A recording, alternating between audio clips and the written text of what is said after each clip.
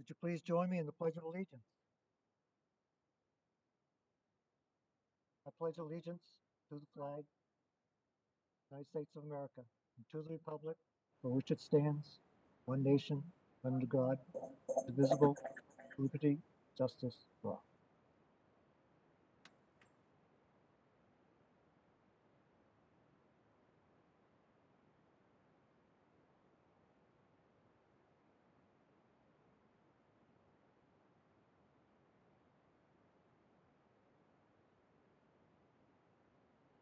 How about moderator would consider a motion that should we not complete our Bill, you're very faint. night, that we adjourn to 7:30 on May 17th. So Hear moved. such. Second. What, someone gonna make it for me? So moved. So moved and seconded already. Okay.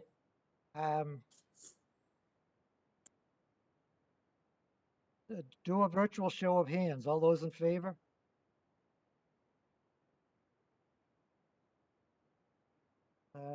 Opposed? Anybody opposed, make a noise. The motion passes.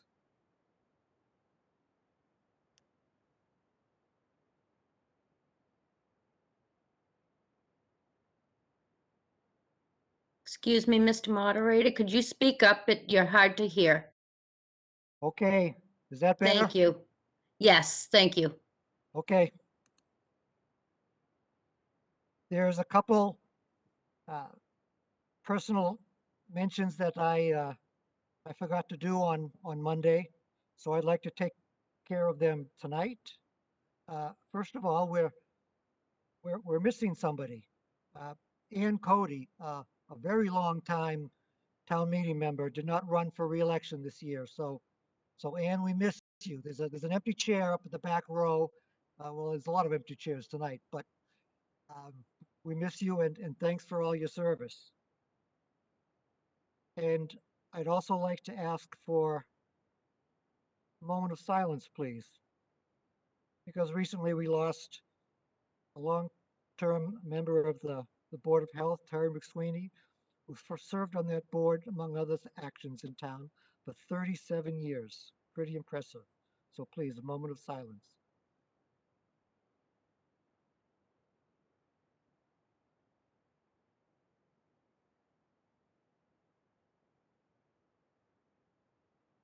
Thank you. And one more I wanted to mention, he's probably not on, but our good Chief Kent is leaving us, and I wanted to let him know that town meeting's been real nice to him, that there are two things we could have required of him that we never did. One is I could have asked him to throw somebody out who was unruly. And two, if we didn't have a quorum, I could ask him to go get, knock on people's doors and bring them here, whether they wish to or not. And either one of those that I have to use. So Chief, good luck in your retirement, and sorry I couldn't make you work harder. Mr. Kosky, I see you have your hand raised. You have a question?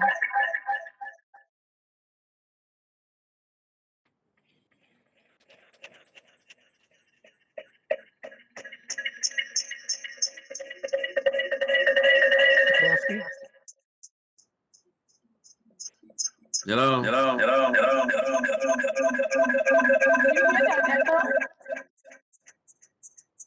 I am signed on twice. Gary, I can't hear you. Can you hear me, Bill?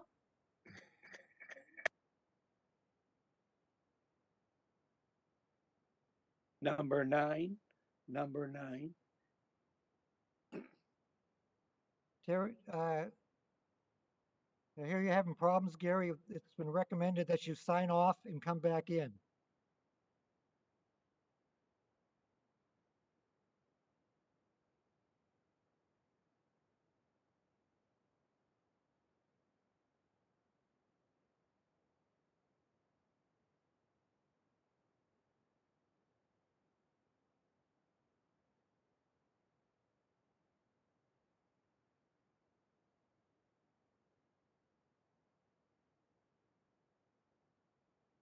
There's a couple other things I just wanted to mention.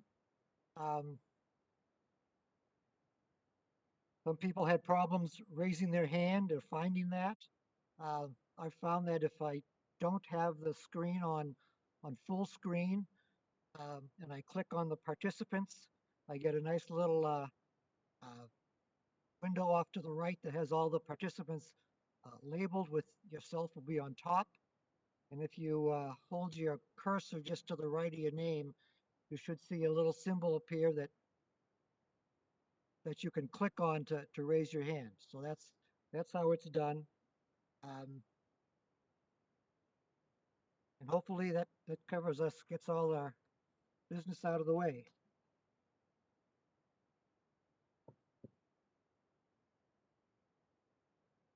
So let's move on. I believe we left off with Article 7-3, DPW drainage repair and stream cleaning for $200,000.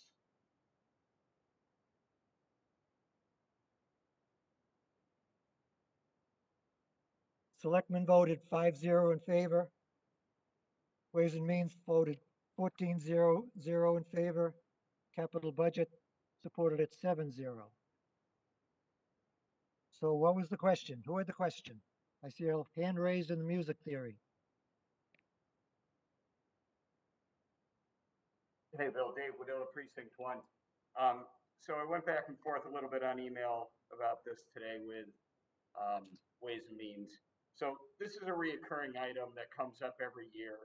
And in my view, and I think fairly close to Ways and Means, this is really a maintenance item in the capital budget section of our budget this year. And so what we sort of agreed on is that Ways and Means will look at repositioning this next year as more of a maintenance item, and for the capital items that are associated with this, make those capital, but for the maintenance aspect of this, sort of bring that either into budget or as a separate item outside of the capital line items that we have in this section here. So from your emails, I take it Ways and Means will look at this over the next year? Correct. That was my understanding. Thank you. Any further questions? Yes, I see one. ASENE. Whoever that is. Thank you, moderator. Adam Sinesi, Precinct 1 and Chair of Capital Budget. This has been a recommendation that Capital Budget has made on an ongoing basis for the last probably 5 years. We actually did not include that with our recommendations this year because we felt as if we were acting as a broken record, but we're completely fine with this. We, in fact, like Mr. Wadilla's idea, and we agree with it. So we support Ways and Means moving forward and making it an operating budget item. Okay, thank you. Mr. Kelly.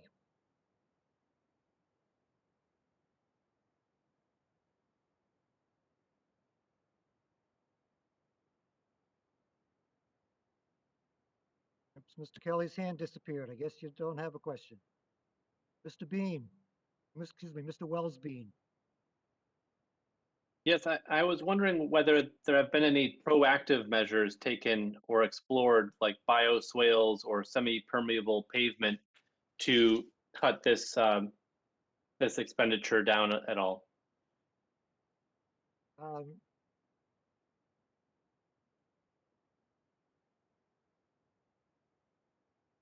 Mr. Sanchez, is that an easy question to answer?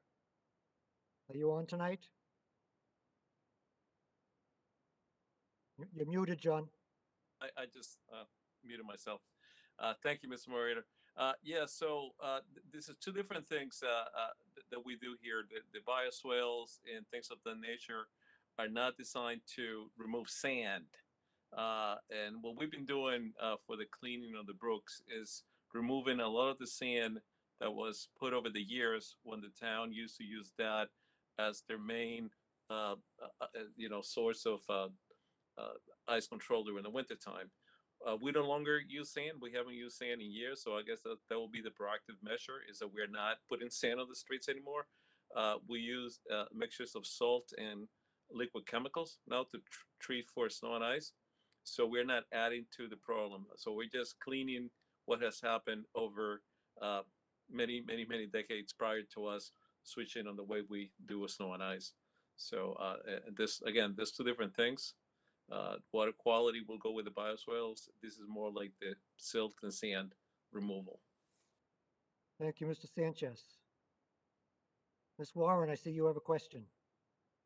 Yes, thank you, Mr. Moderator. Chris Warren, Precinct 4, very quickly. Mr. Sanchez, while you were speaking, the thought came into my mind, the chemicals that are being used to treat the snow and ice, does that go into the water at all, the brooks at all, or does it have any impact? Yes, all the chemicals that everybody uses in the United States, all of them eventually will end in the waters. And unfortunately, they're chlorides, and chlorides are not easily removed by any type of treatment, be it catch basins, deep basins, bioswales, infiltration basins, etc. None of them will remove chlorides. Thank you, Mr. Sanchez. Ms. O'Brien. Thank you, Mr. Moderator. Patricia O'Brien, Precinct 2. What is the 200,000 exactly for? Is it that you have specialized equipment, or is it overtime or contracted services? I've forgotten since last year. Mr. Sanchez, please. Yeah, Mr. Moderator, if you don't mind, I want to have Tom Hayes answer that. He has more specifics on what we're planning. Good evening, Tom Hayes, Town Engineer. This is for contracted services. So it's not only, this originally was a stream cleaning program that we started in 2001, and it's morphed into stream cleaning and drainage improvements because, the drainage system, a lot of the system is well over 50 years old, a lot of corrugated metal pipe. So in the course of stream cleaning the streams, we realized we have a lot of defective pipes. So we use this both for stream cleaning. We have a small project off of Fairfax lined up, and also for replacement of pipes. When we find defective pipes or damaged pipes, we'll replace those pipes. And again, that goes out contracted services. Thank you, Mr. Hayes. Thank you. Anything further? Mr. Sinesi, I see your hand is still up, or is it up again?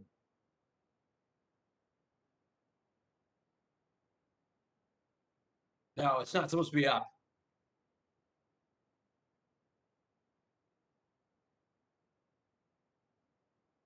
Do you have another question? No. Oh, there it goes. All right.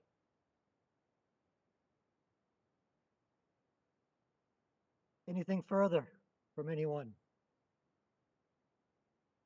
Seeing nothing, we'll put this to a vote. Amy will be sending out a poll. So we'll move this question.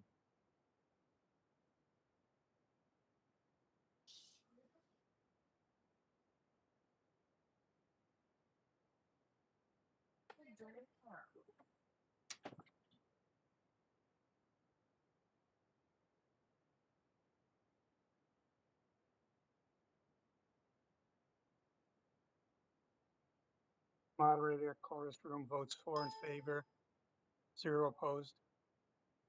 Thank you. Moderator, music theory room, 5 in favor, 0 opposed. Thank you.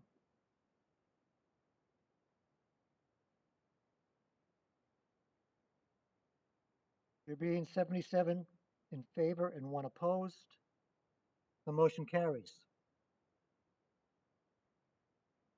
Let's move on to Article 7-7, library roof under the selectmen. $350,000.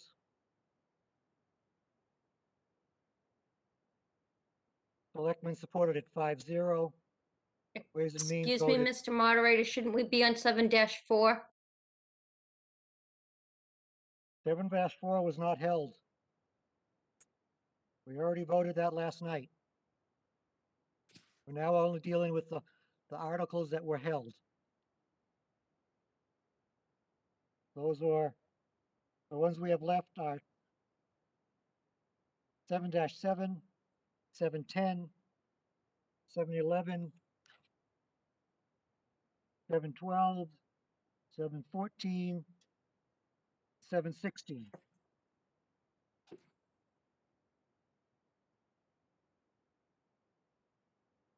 Okay, 7-7, DPW library roof, $350,000. Selectmen voted 5-0 in favor. Ways and Means voted 11-1-2, and capital budget supported it 7-0.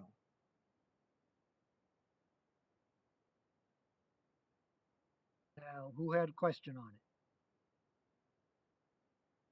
it? Mr. Moderator, Roger Bell, Precinct 6. Mr. Bell? Can we get an update in terms of the last time the roof was done and how much mileage have we gotten on this since the last time? Mr. Sanchez, can you put your facilities hat on? Let us know when the last time this roof was replaced? Yeah, the last time it was replaced was when it was installed, when the library was brand new.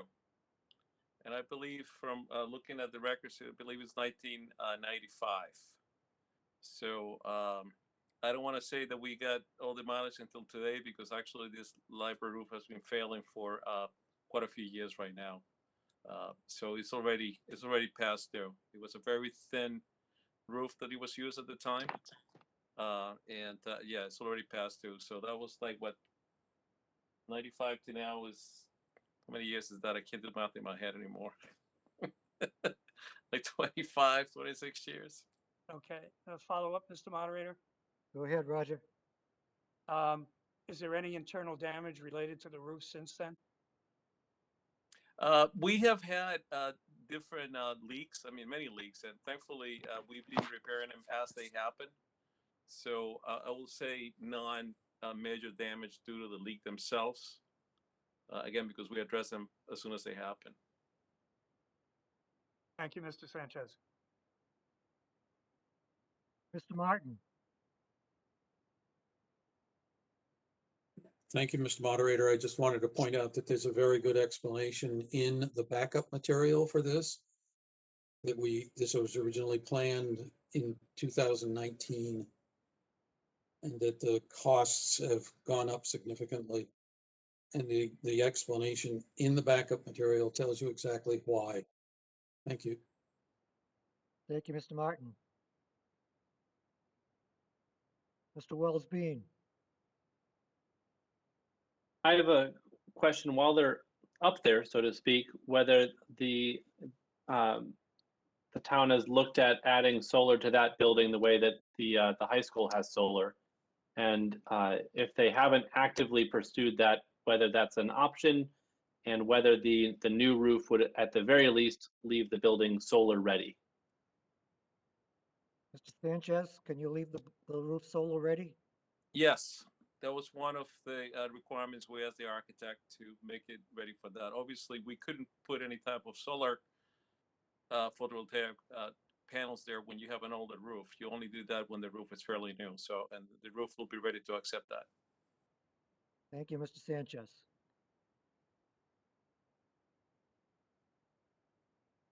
Any further questions?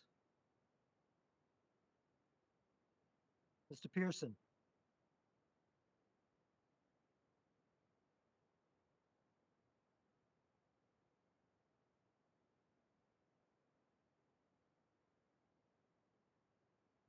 Mr. Pearson, I'm not hearing anything.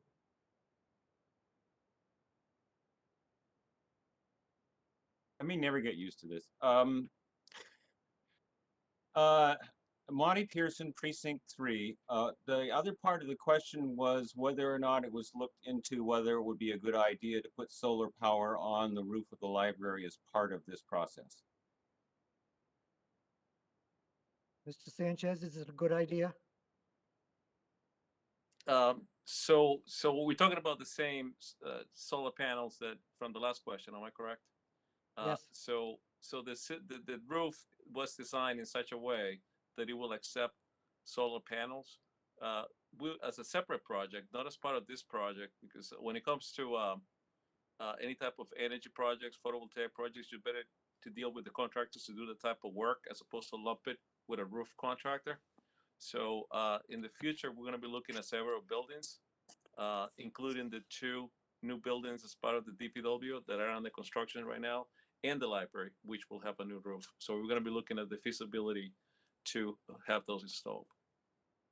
Can I Thank ask you, a Mr. follow-up, Sanchez. Mr.? Go ahead, Mr. Pearson.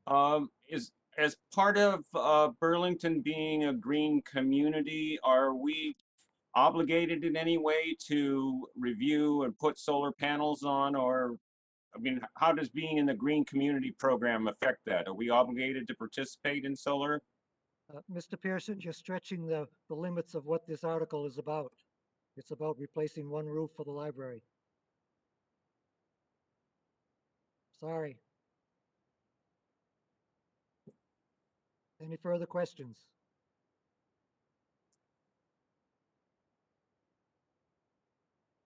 Seeing none, we'll put it to a vote. Amy will send out a poll.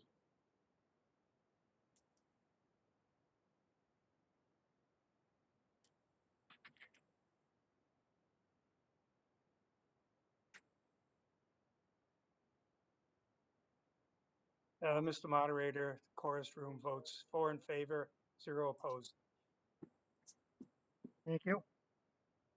Mr. Moderator, Music Theory Room, 4 in favor, 1 opposed. Thank you.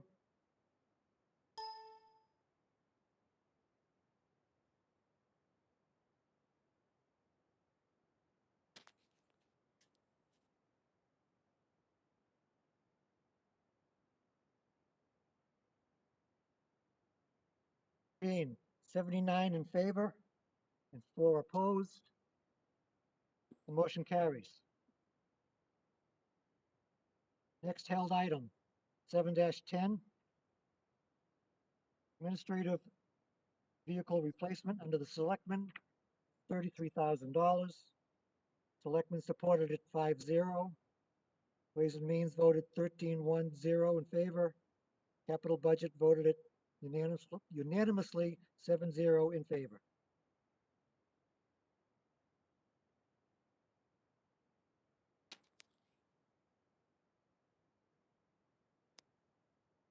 Now, who had a question?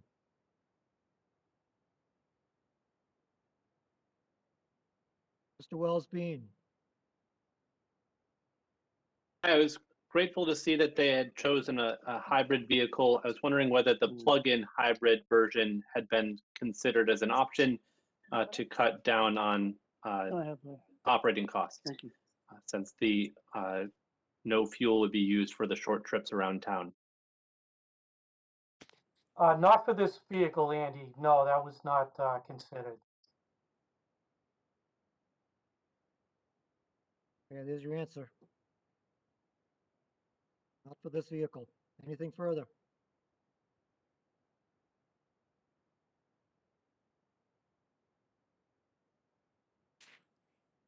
Seeing none, we'll put it to a vote.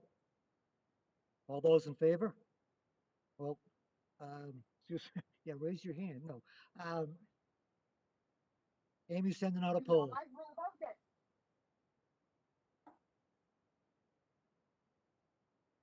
Mr. Moderator, chorus room votes 4 in favor, 0 opposed. Thank you.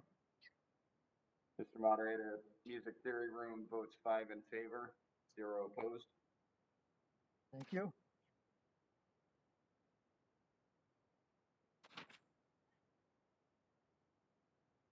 Mr. Moderator, I apologize for interrupting, but could you clarify, is 7-8, 7-9 been postponed? I have marked. Is that correct?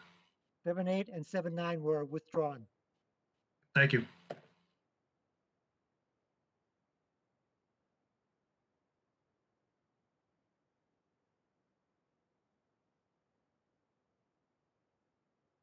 There was a question as to how many people have attending tonight. 89 just voted.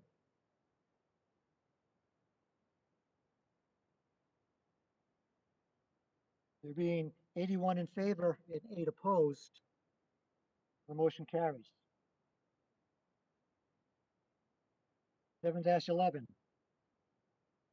Under the Recreation Department, Wildwood Park Sunshade, $45,000.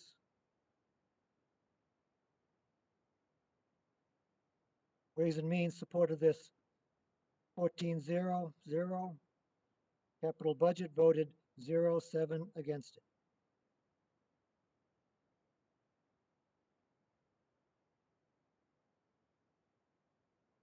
Capital Budget, would you like to explain your vote? Yes, thank you, Mr. Moderator. Adam Sinesi, Precinct 1, Chair of Capital Budget. The purpose behind our vote was this had appeared on the warrant last year and was pulled prior to town meeting. And the purpose of the measure is for safety. Our take was that in this environment, the level of the acuteness of the safety factor versus finances, it can wait. If it could wait until this year, it can wait until another year. That was the general perspective. I will say that we really appreciate the presentation that was given to us by Brendan and the rec committee. We think that they do a great job year in and year out, but for this year, we had difficulty justifying the spending. Thank you, Mr. Sinesi. Mr. Moran, can you give us some comments from the Ways and Means vote? Sure.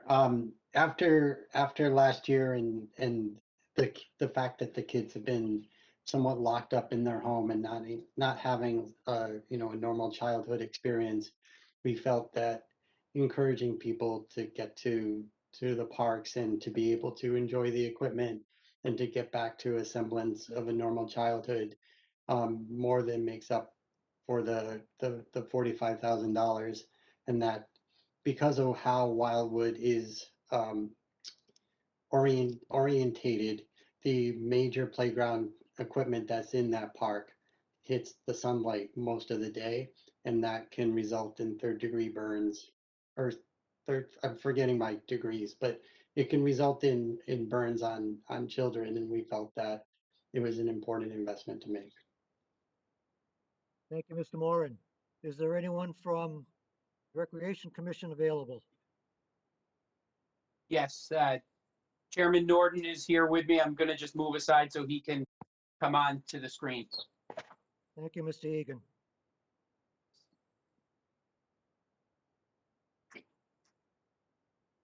Good evening, guys. Chairman Dave Norton, Recreation Commission. Recreation Commission. So this has been on our capital budget since 2015, and we pulled it last year, but we really believe that it's due this year. Wildwood Park is probably our #1 park used for playground right now in the town. It's got all new equipment up there. It's a beautiful park, and we did. And I know Adam said that, it was a reaction to the child getting burnt. Well, yeah, it is a reaction to that also because the child got burnt. So it's a safety issue. It's important. I think any of you who had a child that got burnt from a playground equipment would say, all right, we got to do something about that. So we really think it should get passed, and we really hope that you guys on town meeting help pass this measure. Thank you very much. Thank you. Mr. Caskey.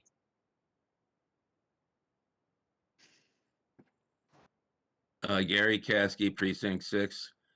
Correct me if I'm wrong, but it's my understanding that it was an adult that used that slide, and apparently she went down the slide and got burned, and it was an adult, if I understand correctly, and she shouldn't have been on there in the first place. And the reason I voted against it, I don't think we should have to spend $45,000 because of one incident that was caused by an adult. So I would vote against this again. Mr. Moderator, if I may. Excuse me? If I may. Response. Go ahead, Mr. Egan. Thank you. Dan DiTucci, Precinct 6. Mr. Egan, we are muted, or we're not hearing you. Yep. Thank you. Sorry, I hit the mute button. It was a person from a member of a group home from out of Burlington that had stopped at the park. And from my understanding, sat down on a piece of equipment and did receive burns to their legs. But this is not, this has been on our 10-year plan within the department and has been pushed back as other things became more urgent and came to the forefront. And with the case where the participant did receive burns to their legs, it did bring it back to the front really more immediately. And it has been something that has been mentioned in any department program survey that we've done. The University of New Hampshire did a needs assessment for our department a few years ago. It was a topic that was brought up multiple times in that needs assessment from community groups, as well as on the town's open space and recreation plan.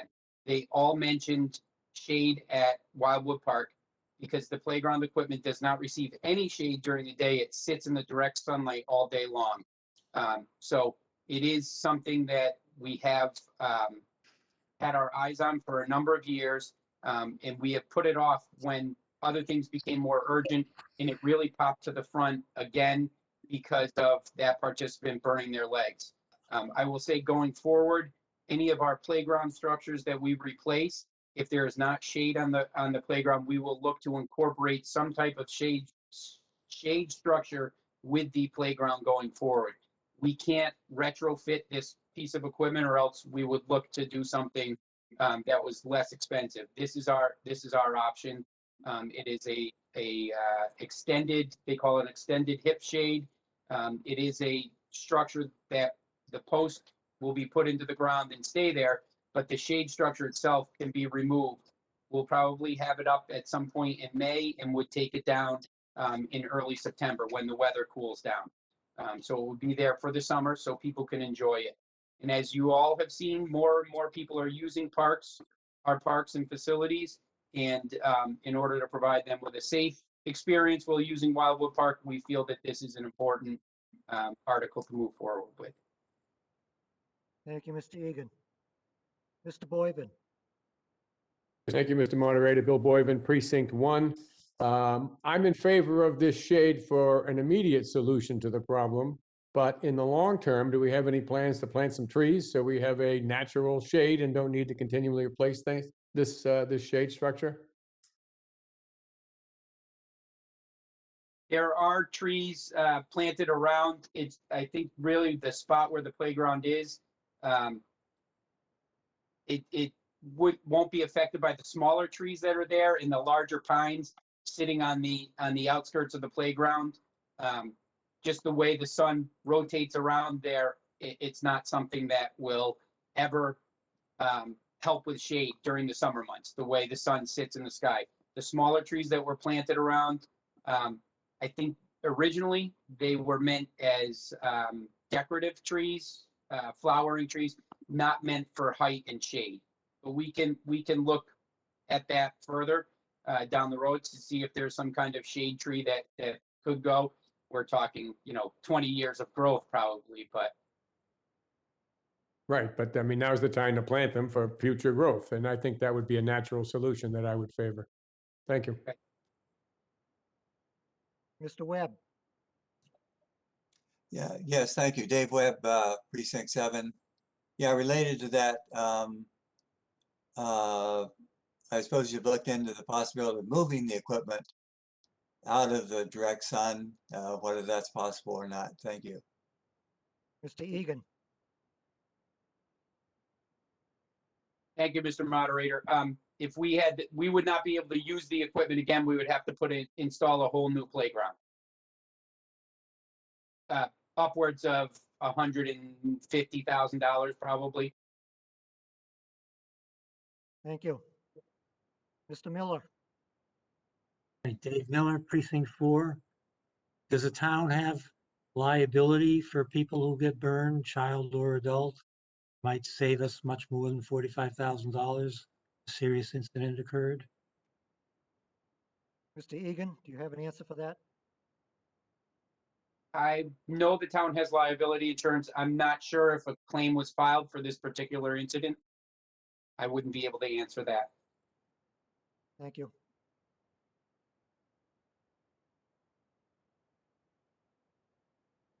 Ms. Bix Highland.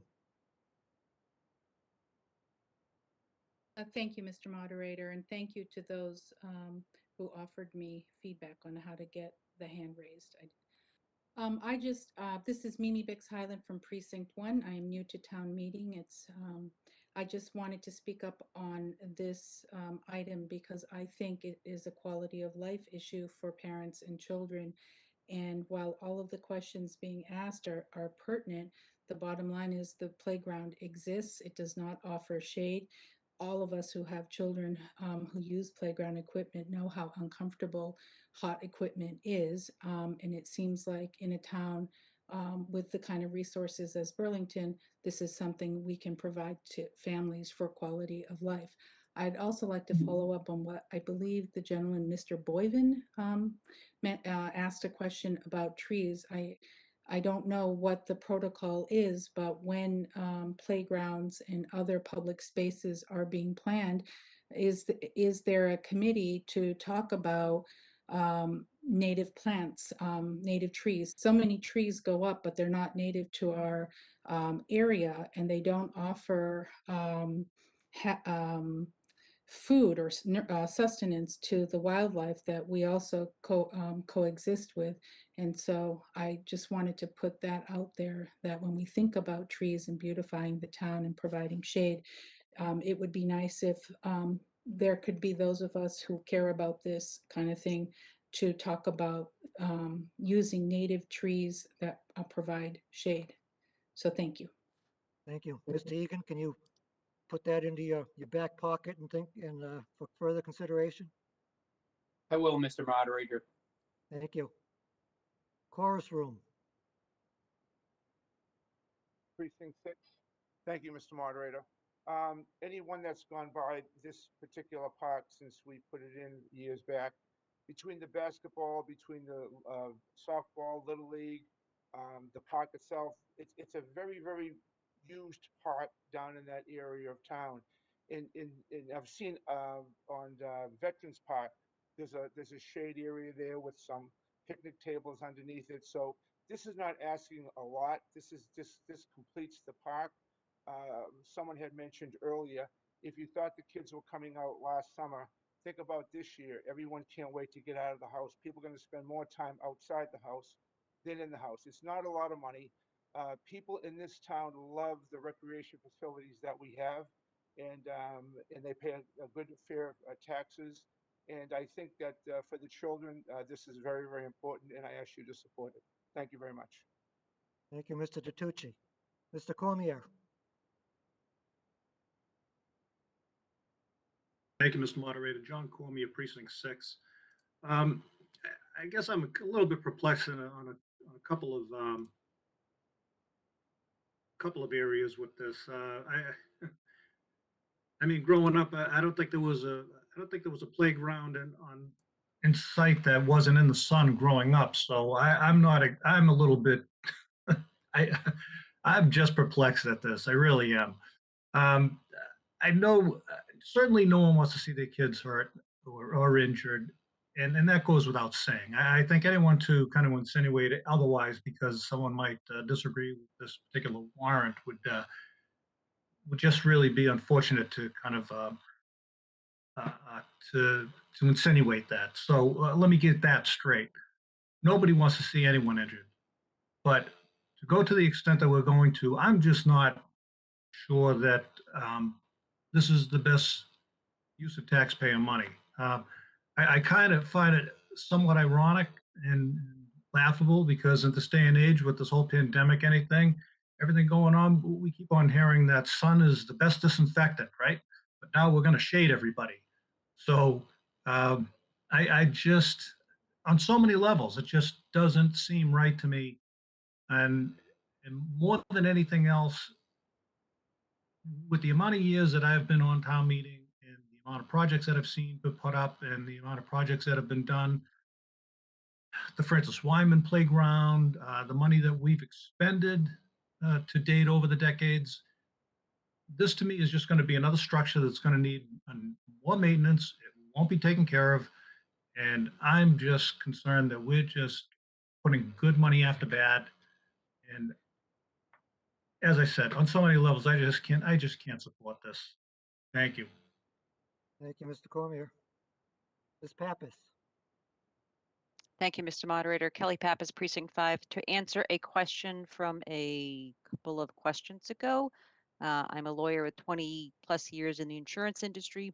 Yes, we can be sued for this, particularly now that we have notice of a prior claim. So that's all I have to add.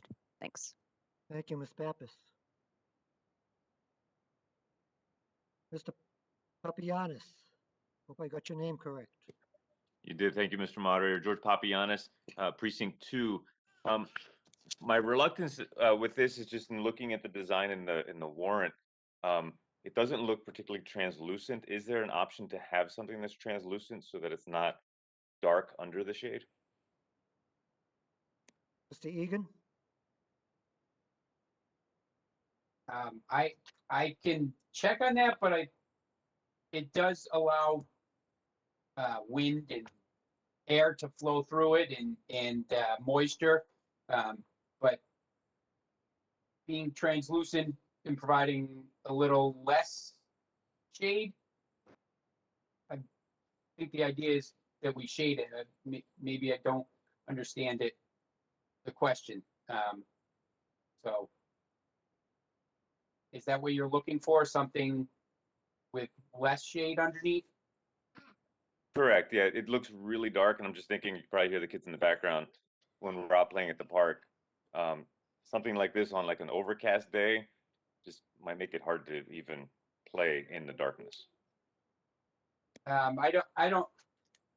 think these pictures that I have are obviously not New England. I think they're sitting, they were examples of the shade structures that are out there. I think during the part of the summer with the sun at its highest angles beating down, you would want it to be a little darker underneath, so it's cool. I think as there's not as much sun on an overcast day, I think it's going to even out.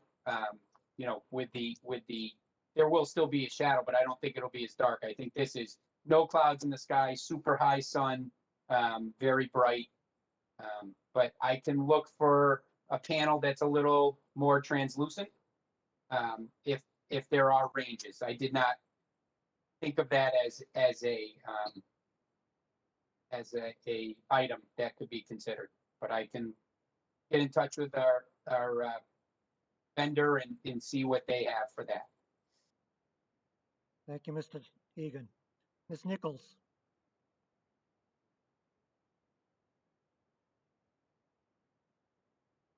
Hi, Laura Nichols, Precinct 4. Move the question, please. Question has been moved. This is There not, are hands up. Could you do that while hands are up? oh, it's the 2/3. So I have to have a count on this. Amy, can you put out a move the question poll?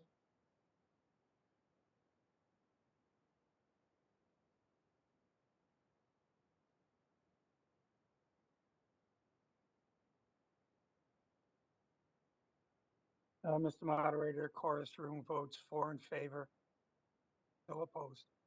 Thank you.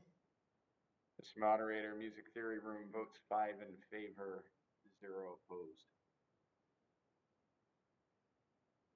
Give him 5 minutes. Thank you.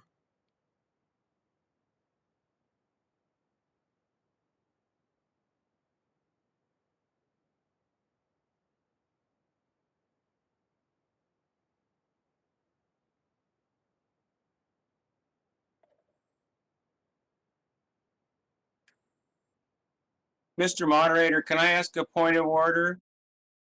Yes, On you the can. polling thing, it says that there's a 5-minute time limit, but there was certainly not 5 minutes worth of time for us to vote. We're gonna cut it short. I hope you don't need 5 minutes to say yes or no, Monty. No, but how much time were we given? Were we given more than a minute? Yeah, you got a minute. Is that enough? I guess We so. have been giving it 30 seconds.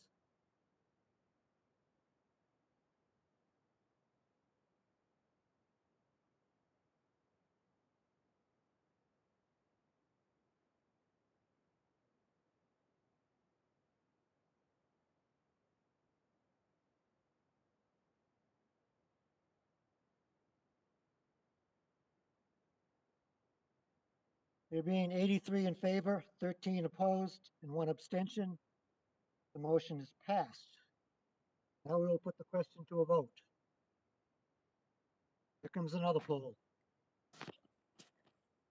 30 seconds.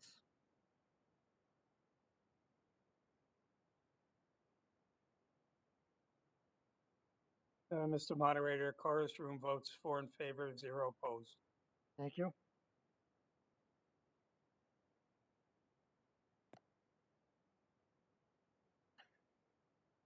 You only get 30 seconds despite what Amy told you. Mr. Moderator, this is Music Theory. We have 4 in favor, 1 opposed. Thank you.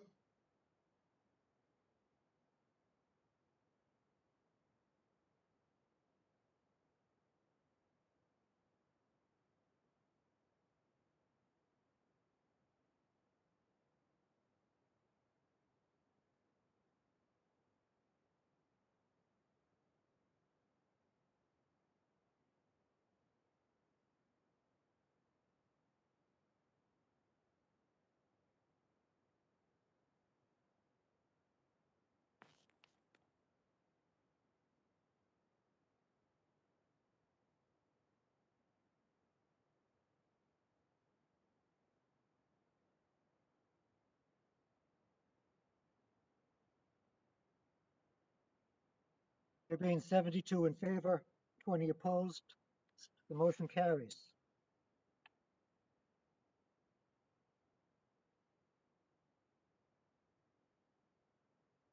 Let's move on to Article 712 under the Recreation Department.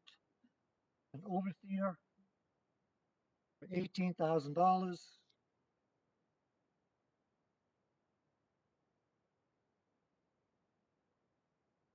Ways and Means supported at 1400.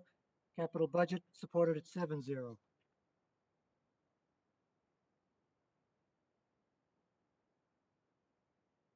right, who had questions on this?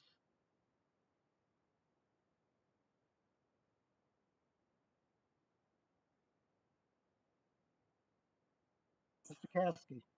Mr. Moderator, Scott Martin, Precinct 7. I may have been the one that held this. Mr. Martin, what's your question? At the time, it was, is this an item that could be rented if we don't use this a whole lot? But then I got to thinking about how $18,000 over a 25-year life of the old one is only about $650 or something a year. And have changed my mind, and I'm in support of this purchase. Thank you. Thank you, Mr. Martin. Chorus room, question. No, that hand raise was still up. I apologize.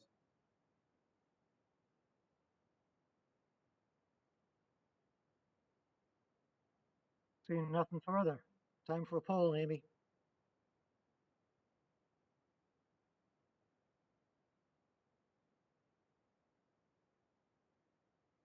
All right, Music Theory Room, we are 5 in favor, 0 opposed. Thank you. Moderator, chorus room is 4 in favor, 0 opposed. Thank you.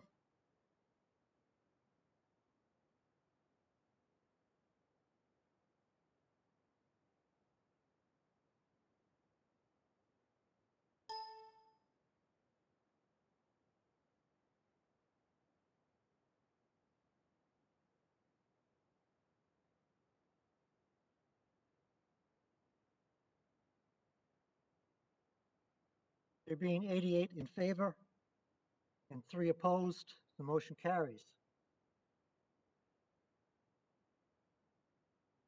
Article 7-14, under the School Department, Burlington High School turf field replacement and track resurfacing, $725,000.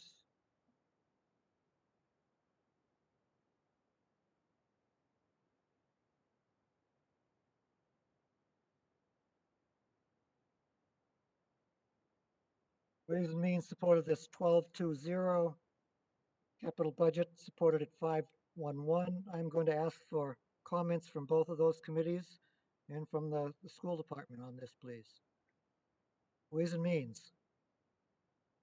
So the proponents felt that we had made a commitment when we originally put in this field turf, and that based on the reports that we were seeing from the folks who inspect the field on an annual or semi-annual basis, that it was ready for time to repair, because there were several spots within the field that were nearing nearing the capacity to withstand the usage.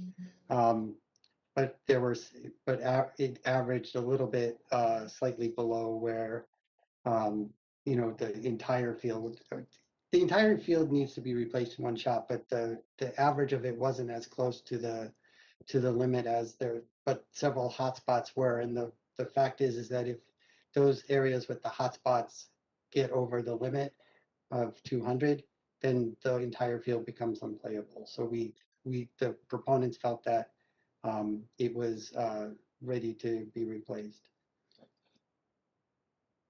Thank you, Mr. Moran. Capital Budget, please.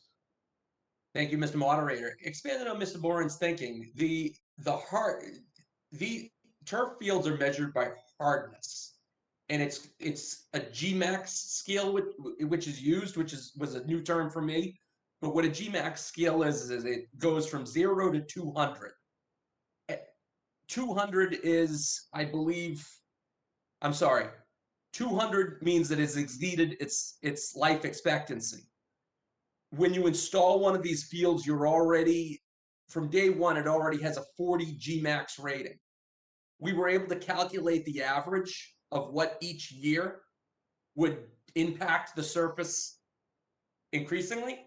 And we arrived at the fact that this field is beyond with this next season, the field will be on its useful life. And if we do not support this, we'll have to move activities to different fields, possibly other towns, or use the Marshall Simmons turf, which will only speed up the life expectancy of that field. So what I do want everyone to be mindful of, and capital budget's recommendation, is that we do take a feasibility study to see if moving forward, if it is worth going back to grass. But I think everyone should be mindful that this is going to be an ongoing expense every 10 years, and it should be built into the capital plan on a 10-year rotating basis. Thank you. Thank you, Mr. Sinesi. Mr. Kuna for the school department.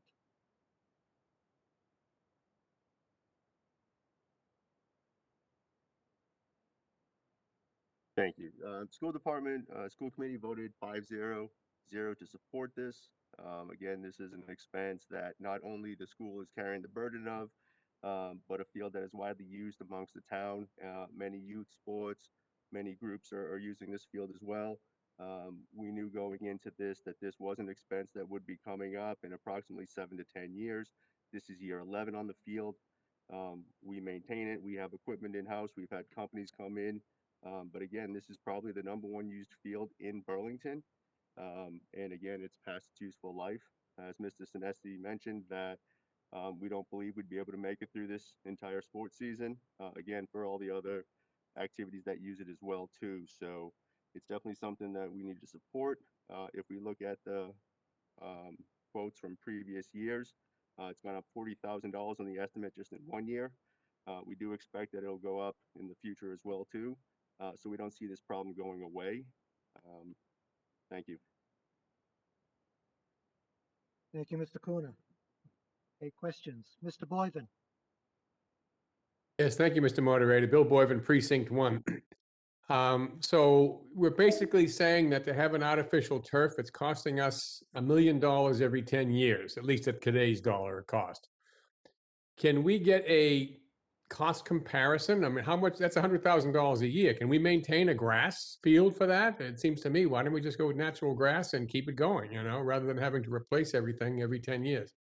Thank you. Mr. Kuna, can you answer that?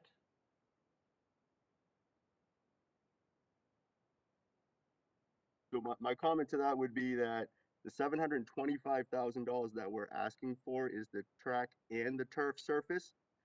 So when you take out the cost of the track, it removes approximately 130 to 150,000 with staging, reducing the turf down to about 550. Over the 11 years that we've had the field, it brings that number down closer to 50. But I think the amount of use on it is definitely something that, you know, is worthwhile for the conversation as opposed to just the money conversation. Thank you, Mr. Kuna. Any follow-up, Mr. Boylan? Yes, thank you, Mr. Moderator. So what would it cost to just have a grass field and keep it looking good every year? Is there some reason why we have to have this artificial turf? I'm all in favor of natural stuff.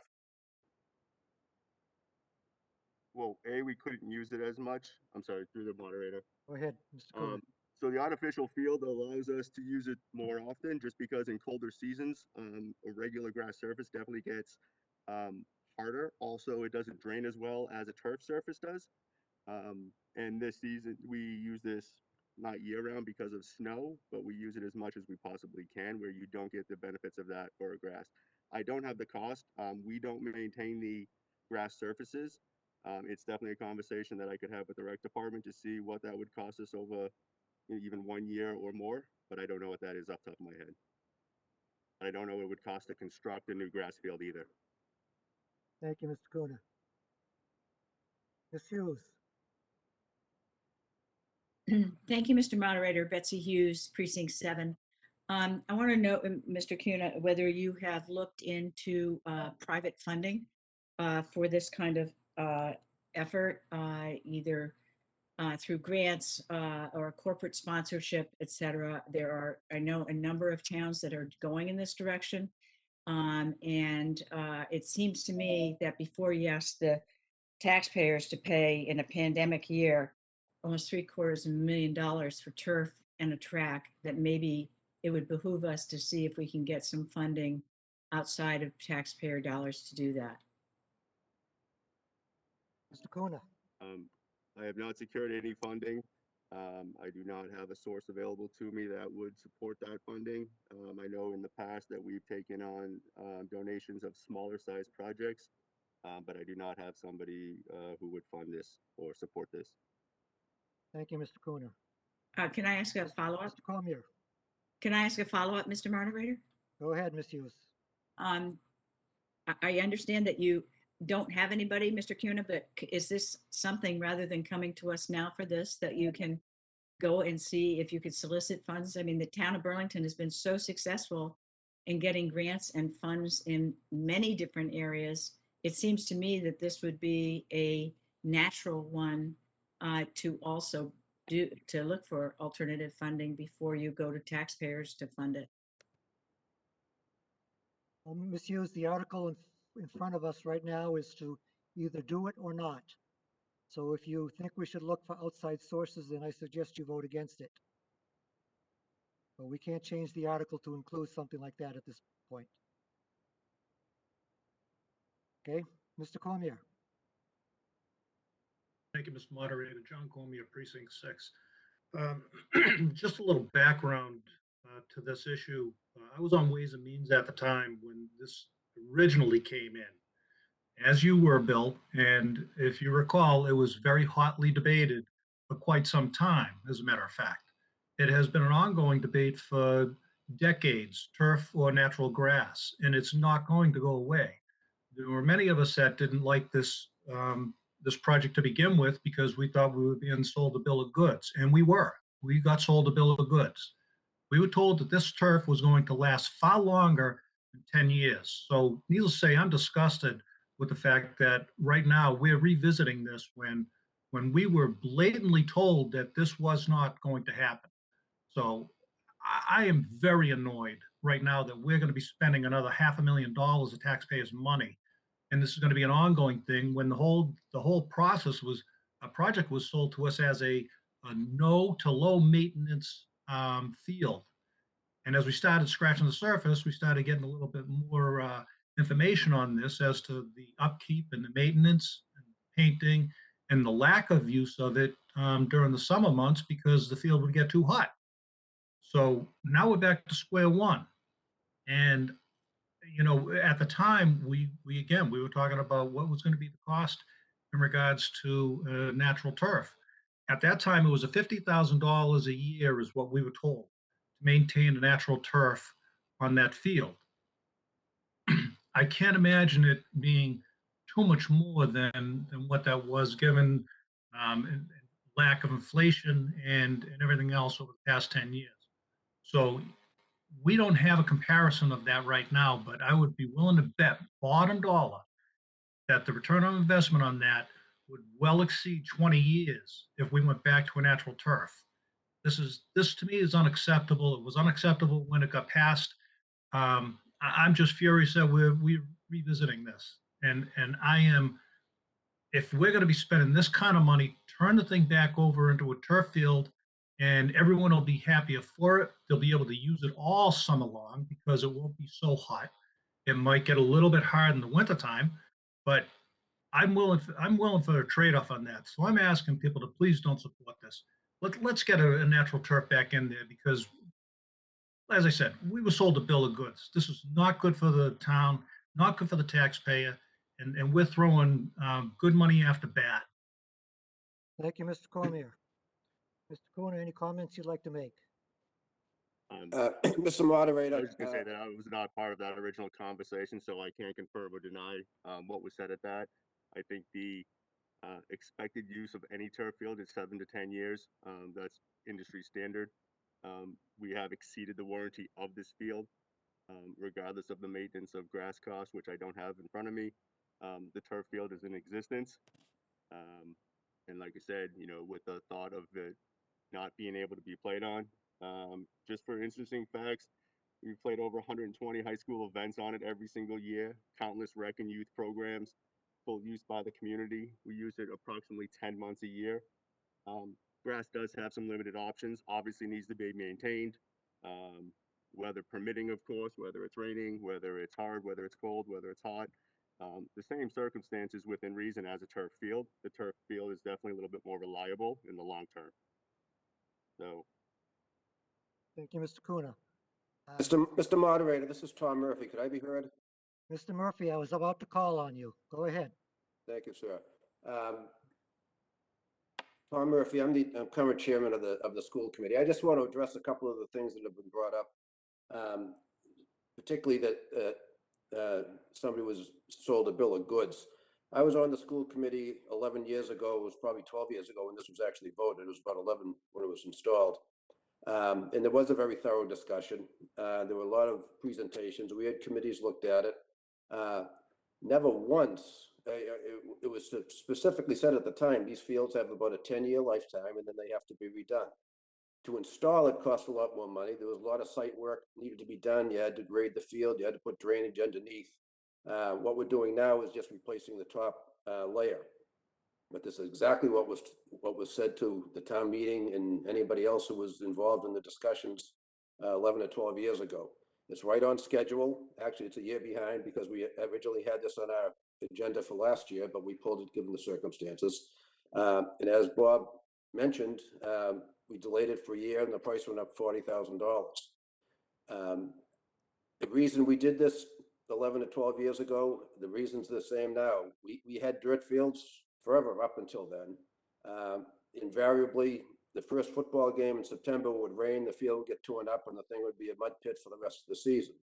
It was hard in the winter. It was hard in the late football season. It was uneven. There was holes. It's trying to maintain a dirt field or a natural grass field that's used to the extent that this field is used. And it's not just football. It's soccer. It's lacrosse. It's field hockey. There's innumerable events that are held there, going from youth sports all the way up to high school, and adult leagues play there sometimes. So we did it 10 or 11 years ago because it was the general consensus that it was a good investment. The town would get a lot of use of it or from it, and we have, as Bob says, it's used quite a lot, and I think we've got our money's worth from it, and I think it's a good investment going forward. Trying to go back to a natural grass field would take a lot of site work to tear this up, reinstall it, and in 5 years we'd be right back where we were 12 years ago with a field with very little grass on it, difficult to keep the turf on it, uneven, hard in the winter, muddy every time it rains, and that's what we made a decision to get away from 12 years ago. We invested a lot of the town's money to do that with the approval of this body, and now, in my opinion, we have a duty to maintain it, and that's what we've been trying to do. We've done a nice job with it over the last 10 or 11 years. We're at the end of the useful life, just like we told everybody we would be at this point in time. With another investment, we'll get another 10 years out of it. Granted, it's a lot of money, but it's well spent and well used. So I would urge this body to support this article, but I just wanted to specifically refute any allegations that we sold somebody a bill of goods. This was a very thoroughly discussed project 10, 11, 12 years ago, and this body made an informed decision at that time. Thank you. Thank you, Mr. Murphy. Ms. Wassef. Dina Wasserf, Precinct 1. I just have a question about the average yearly maintenance fee that we that over the course of 10 years, and whether that is expected to change, to go up. Just some information around that would be great. Mr. Kuna, do you have an average maintenance cost for a year? I want to say nothing, but it costs no additional cost. It's built into our operating, meaning that our in-house workers handle the maintenance on it. The GMAX testing has a cost to it, and over the course of 11 years, we've had to buy additional infill just to level off what's either been lost or compacted. But typical year of maintenance is with the machines and the equipment that we have in-house are handled for zero cost. Thank you, Mr. Kuna. Mr. Martin. Thank you, Mr. Moderator. Scott Martin, Precinct 7. While we've been talking, I did some quick calculation. An average, the football field itself has 48,000 square feet. I'm sure that the sidelines and the ends and end area, end zones and stuff make that considerably more. If you go to Home Depot, you can buy their cheap sod for $3 a square foot. That would cost $150,000 just for the sod to put on top of this thing, and you would have to wait a year before you could play a game on it in order for the roots to get stuck into the ground, the base soil, with lots of watering and things that right now with the watering ban, I'm not sure that that would be a good thing to be asking. So for $150,000, and you probably would have to do that every couple of years. So within 3 or 4 years, you've now reached this $725,000 anyway.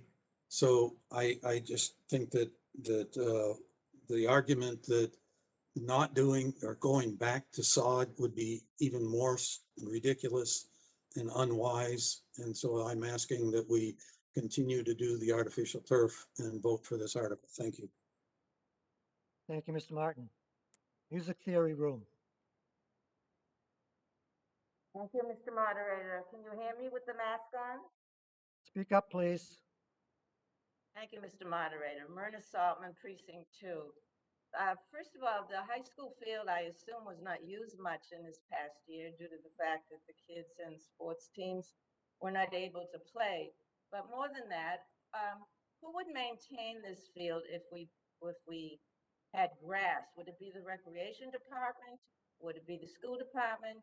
And I would like a comment from Mr. Egan, if it were the Recreation Department, what expertise he could give us about the perhaps cost for putting grass down. He should know. Thank you.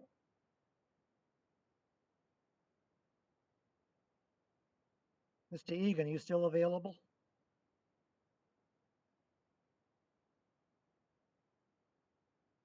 Apparently not.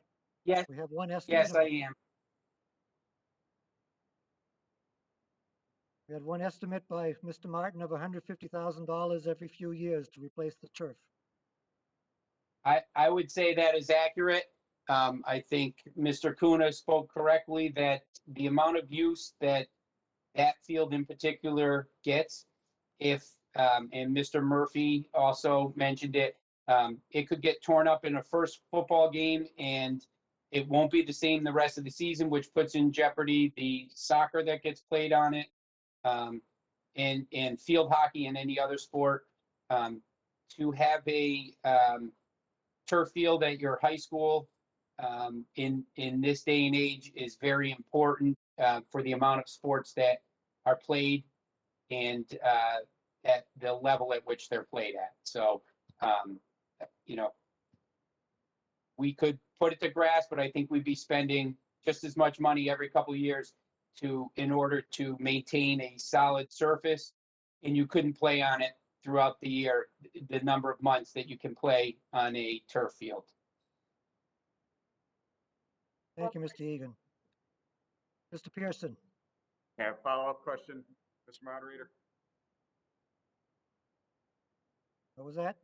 Mr. Moderator, follow-up question from Music Theory. Moderator, who would take care of the grass field if we were to have a grass field? The school department or the recreation department? Mr. Kuna? If it was a grass field, then the rec department would maintain it.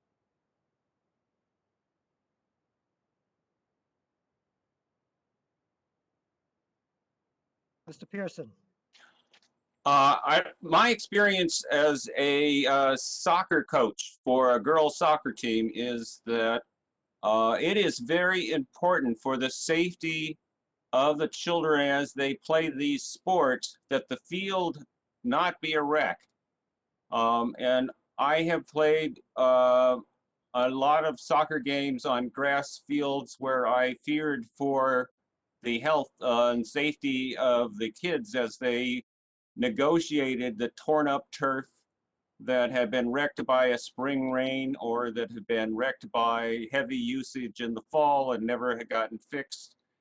And I think that having a turf field, you have to remember that there are boys and girls teams of all of these sports that we're mentioning. Plus, there are youth leagues that use these fields. It's an enormous number of our town's children use this field for one thing or another. And I think that maintaining a field that is safe for them to use should be a priority of ours and not something that is seen as just a luxury. I really think that this is an important activity we should do. Thank you, Mr. Pearson. Mr. Fraxick.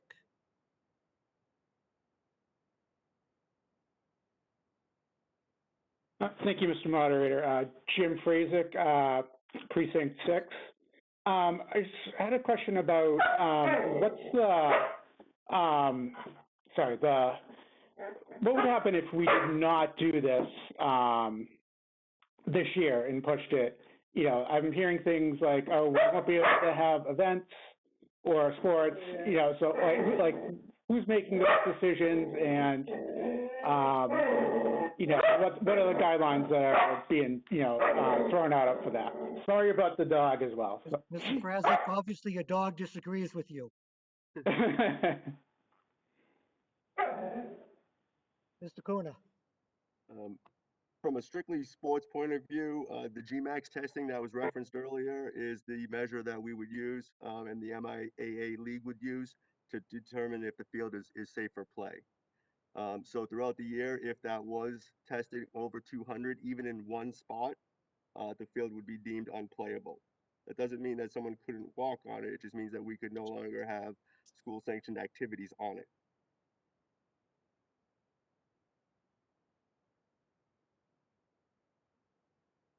Anything further, Mr. Frazik? Excuse me. No, thank you. That answers my question. Thank you. Thank you. Ms. Warren? Moderator, Ms. Warren, Precinct 4. I just want to, I think a lot of good points have been made. For me, I feel like this is part of the philosophy of Burlington schools, which is that there are no fees so that there's an equitable playing field. All children can play. They can also do band, color guard. And as a result, most children do participate in these events, whatever their family's economic situation might be. And it is that varsity field is very heavily used, and it would be difficult for it. Although I also like more natural habitats, I don't think it would be that feasible given the amount of use that that field has. Thank you. Thank you, Ms. Warren. Mr. Murphy, you have further comments?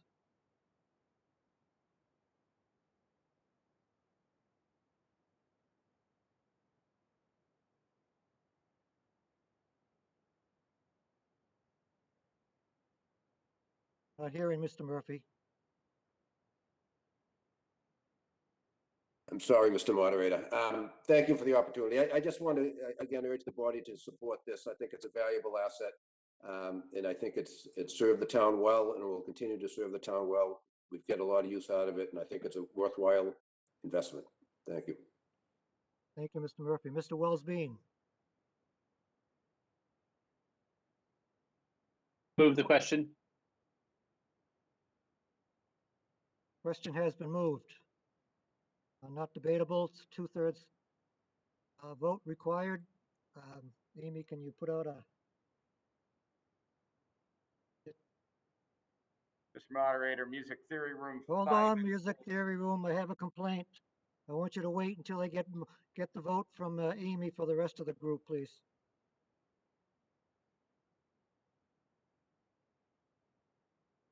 You're too blessed efficient.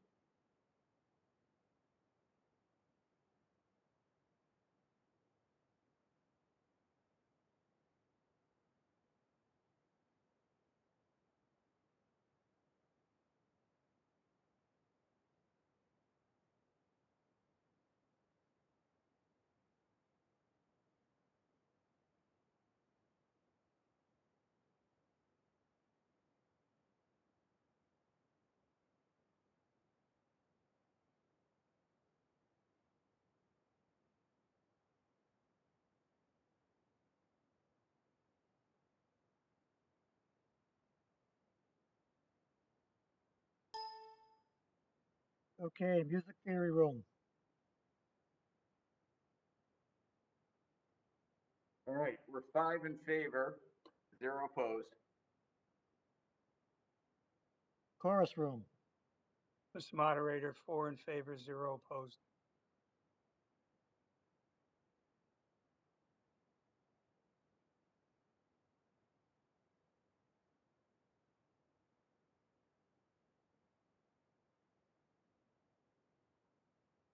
There being 72 in favor, 10 opposed, it's more than 2/3. The motion carries.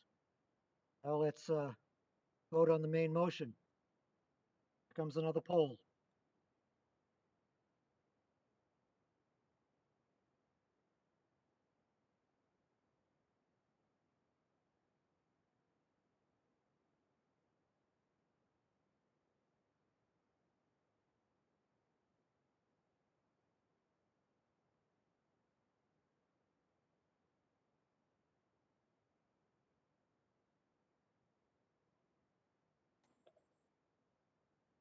Mr. Moderator, isn't this the wrong?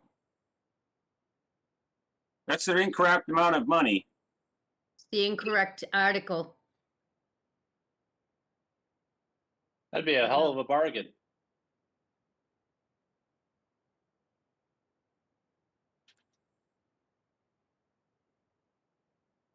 the right article number, the wrong amount.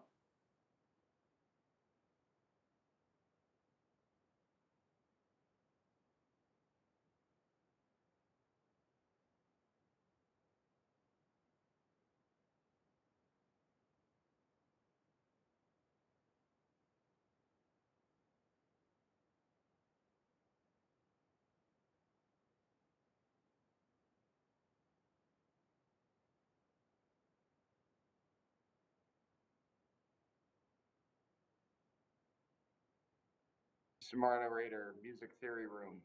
Hold on, wait until I ask you, please. You guys are too influential. You might be biasing the rest of the town meeting vote. Never.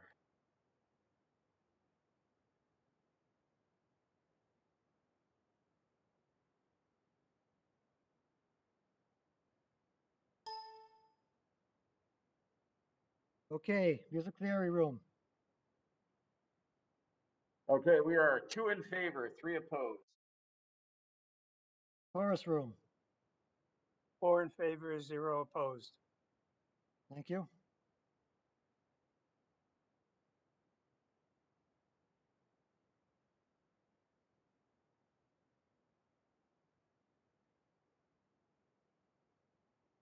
There being 58 in favor, 23 opposed. Motion carries. Move on to the next motion. Next article, 7-16.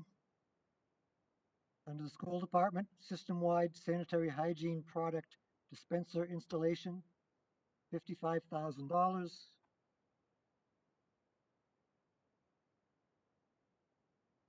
Ways and Means supported at 14-0. Capital Budget voted 3 in favor, 4 opposed.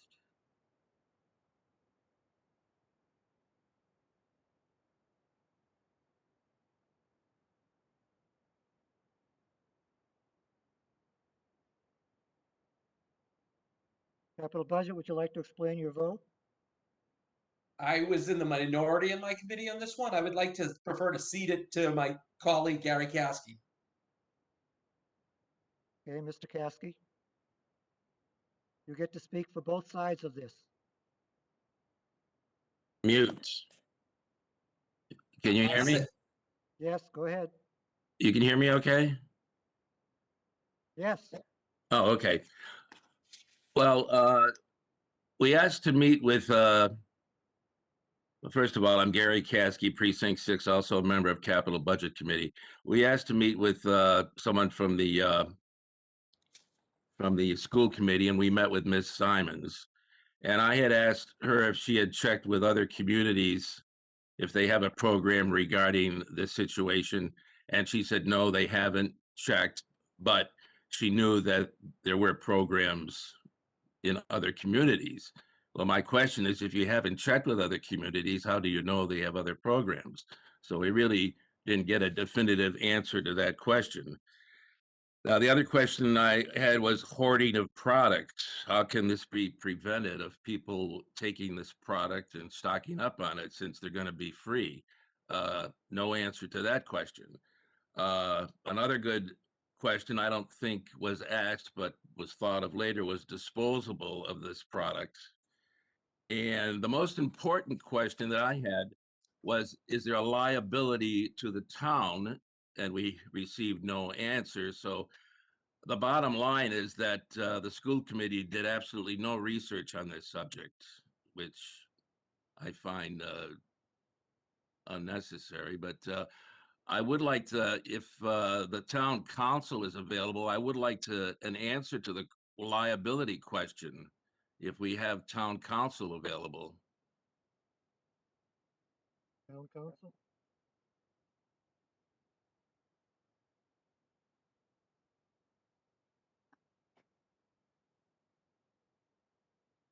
I do not have a direct answer on this, but I would compare it to providing other paper products in the bathroom as well.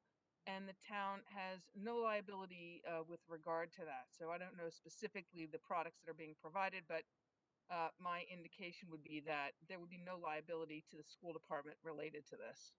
So if a student if a student goes in there, uses the product, and another student had used it and maybe had some kind of a disease, they use that product, and the other person contacted something, the town would not be liable for that since the product is given out free and it's not being charged for. If it was being charged for, there might be a different situation. But if we're supplying this product free, I tend to think there might be a liability there from the town. Well, I think you have a lot of hypotheticals there, and I think it's very much akin to the other paper products that are provided in a bathroom facility. So if somebody does try to sue the town regarding that situation, the town council would back up the town in that regard. Absolutely. Can we have that in writing with your signature? Anyway, I just want to say that I just want to say in conclusion, I've spoken with many people in my precinct regarding this, and they're all totally against their tax money going to fund this product. And since we're elected by people in our precinct, it's my duty to vote no against this because that's how the people in my precinct feel about it. And I would strongly urge the entire body to vote this down. Thank you, Mr. Caskey. Ms. Simon? Thank you, Mr. Moderator. This is Martha Simon. I'm on the school committee, and I did speak with the capital budget committee last week. And I remember the conversation differently than Mr. Caskey. I just want to clarify that I was asked if there were other towns, and I had not done that research.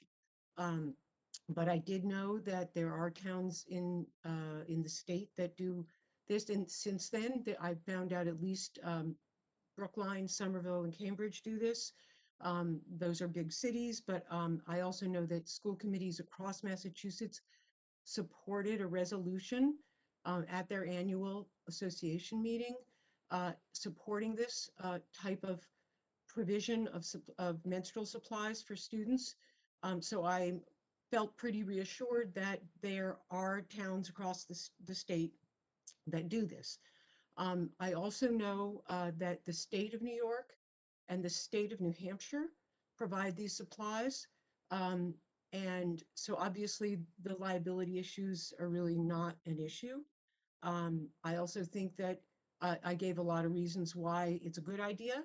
And it's something that we used to do in the schools, but I'm not sure what happened, but it's something that we can provide. I know Mr. Caskey expressed a concern about hoarding, and actually most girls and women are going to prefer to bring their own supplies, but there are situations where people cannot predict and cannot plan for. And the more time a student needs to be looking for these supplies means more time out of class. It means possible accidents. It means they need to go home and miss school. And it just seems like a really obvious thing that we should do for the girls in our schools. Thank you for your time. Thank you, Ms. Simon. Music Theory Room. Moderator Myrna Saltman, Precinct 2. This was a big concern to me. I spoke with several people in my precinct. I did not find anyone in favor of it. So I called the health director at the high school and had a very lengthy conversation with them. And what's more of a concern to me is that when I asked when health/sex education is taught in the public schools, it starts at 6th grade and goes through high school.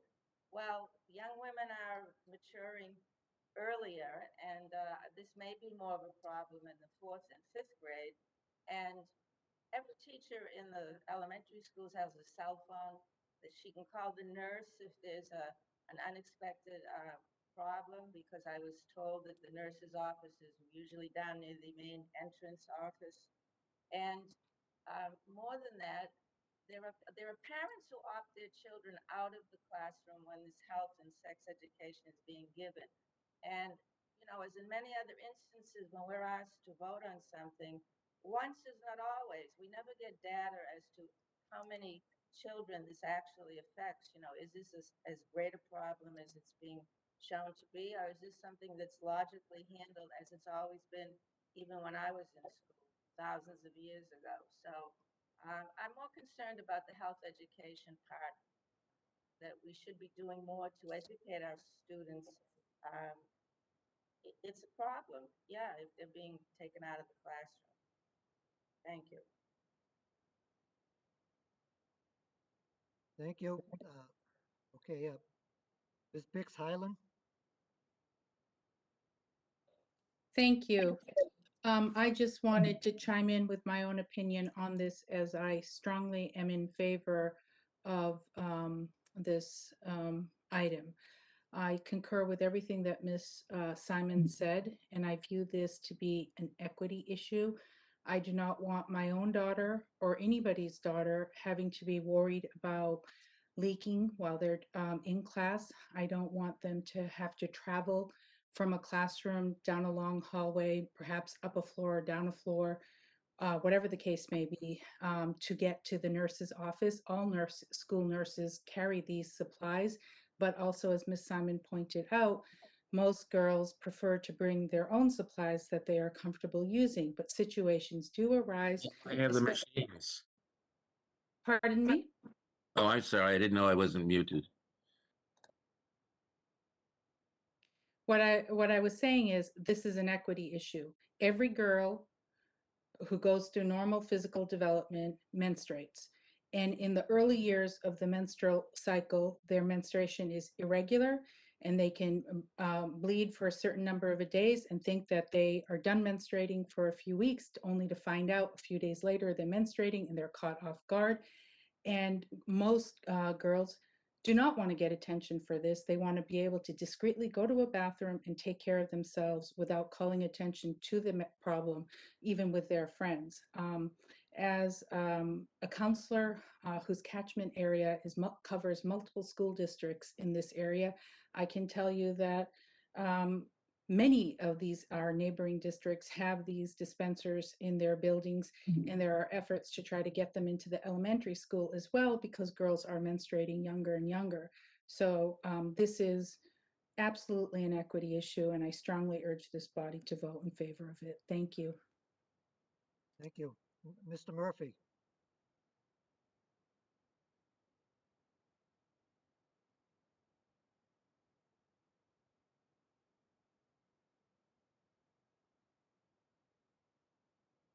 Not hearing you, Tom. Sorry, Mr. Moderator. I didn't have my hand raised, but I'm more than happy to speak in support of the article.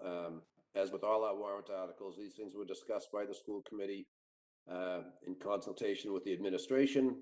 We assess what our needs are. We look at the capital funds that are available to us, and we try to match them up accordingly. And this was a need that was brought to us. It was reinforced by the staff, by the administration. We discussed it at school committee several times, and I think it was a 5-0 vote, and the entire school committee strongly supports the request. Feels it's a need that we have a duty to address, and we think I would urge the body to approve it so that we can move forward with it. Thank you. Thank you, Mr. Murphy. Mr. Stacci? You're on mute, Joanne.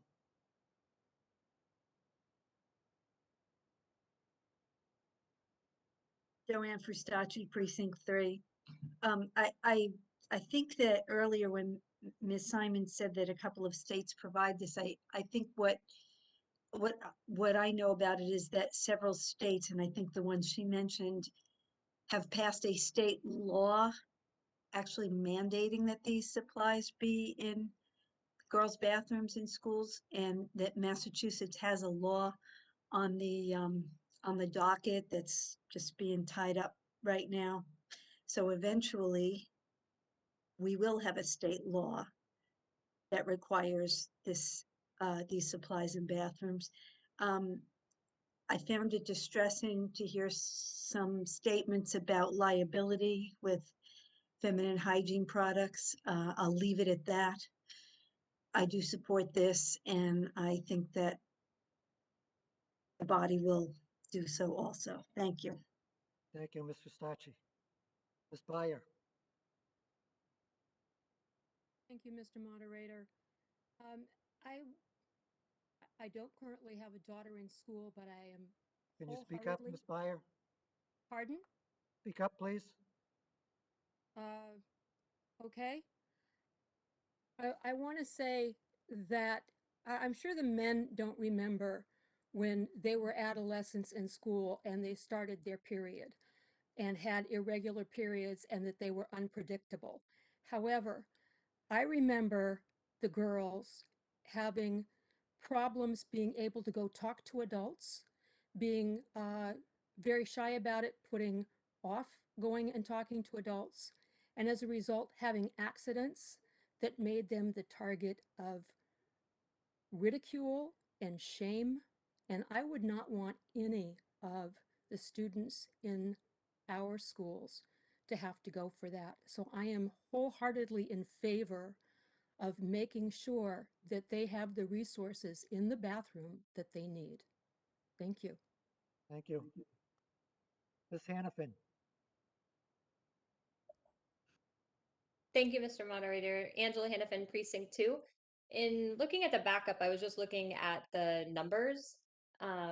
Just looking if it notes that the high school has, is it 42 women's bathrooms with Marshall Simons with 33 women's bathrooms? I just wanted to see if that was correct. That number just seems high to me. Mr. Kuna. Yes, that number is correct, and it's women's bathrooms, non-gender bathrooms, and they will be in some male bathrooms as well too. I'm sorry, could you Follow repeat? up, Ms. Hannafin. I'm sorry, could you repeat that again? Said the number is correct. They will be in women's bathrooms, non-gender bathrooms, and some male bathrooms as well.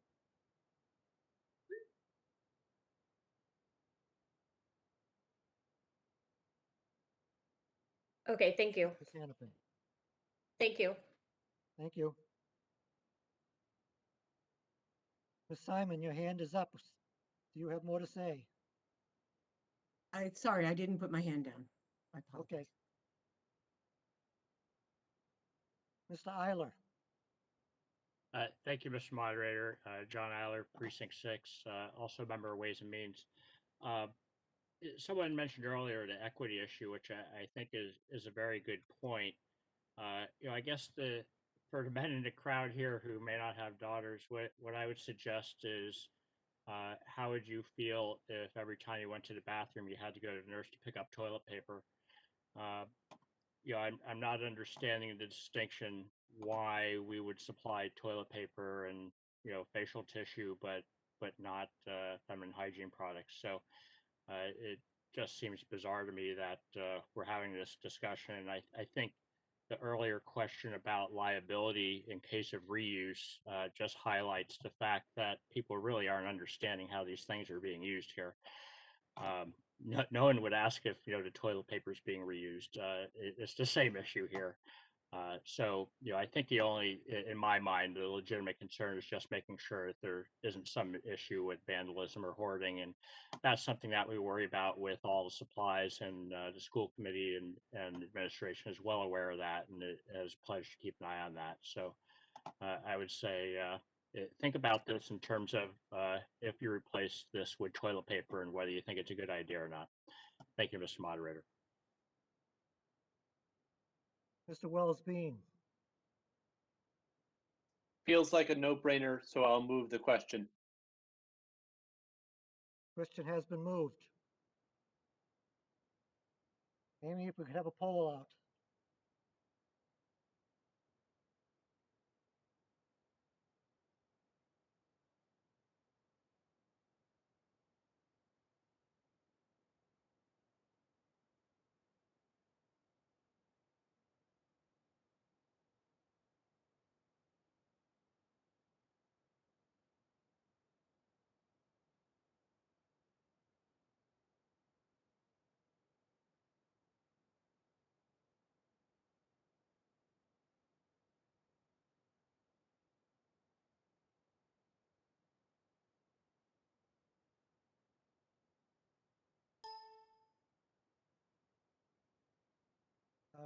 Music Theory Room, do we have a vote? We certainly do. Music theory is 5 in favor, 0 opposed. Thank you. Chorus Room, Mr. Moderator, 4 in favor, 0 opposed. that was 4-0. Yeah. Thank you.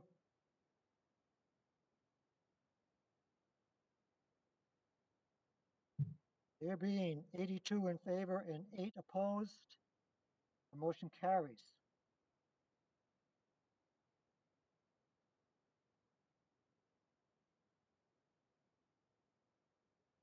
Huh. Oh, we have to vote on the question. Oh, yeah. Okay, let's vote on the question then. Another poll coming out.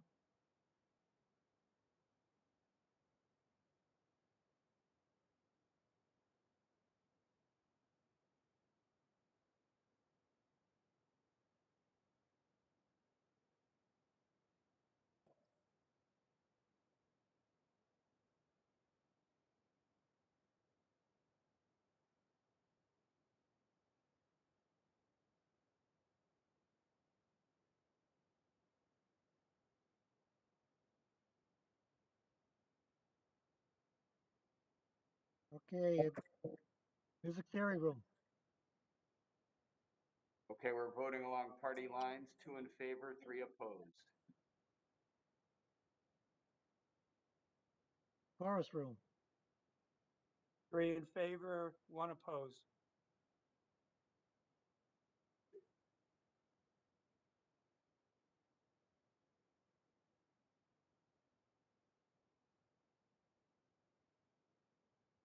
there being 76 in favor and 15 opposed. The motion I'd like a roll call, Mr. Moderator, roll call. You really want a roll call? I think the people of the town of Burlington have a right to know how each representative in their precinct voted on this. What do we need for a roll call?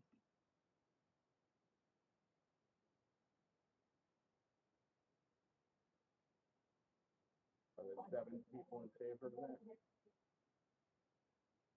Point, Okay, in order to have a roll call, I need 7 people to speak for this. We have 1.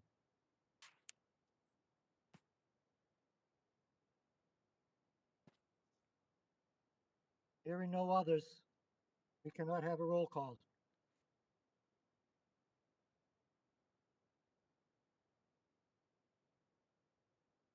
Okay. All right, that finishes Article 7. Let's move on to Article 8.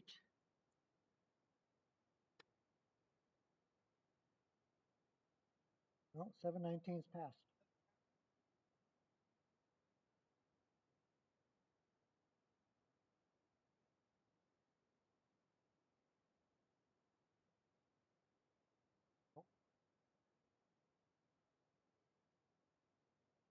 Okay, Article 7 is done.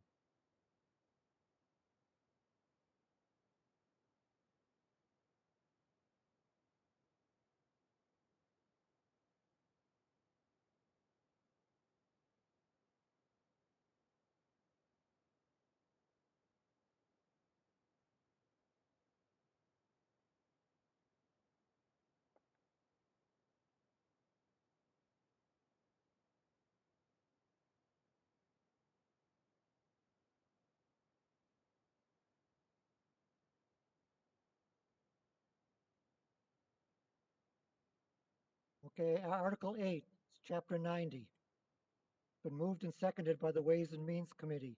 It is hereby requested that the Article 8 be moved as followed to see if the town will vote to accept any and all grants, including but not limited to $1,092,064 relative to the Chapter 90 allocation from the Commonwealth of Massachusetts for the purpose of funding roadway improvements, same to be spent under the direction of the town administrator.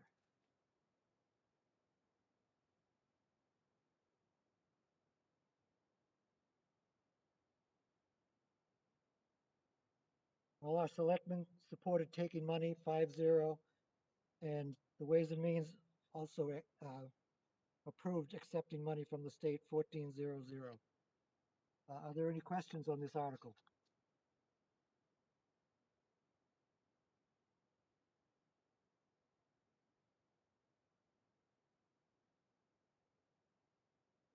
Seeing none.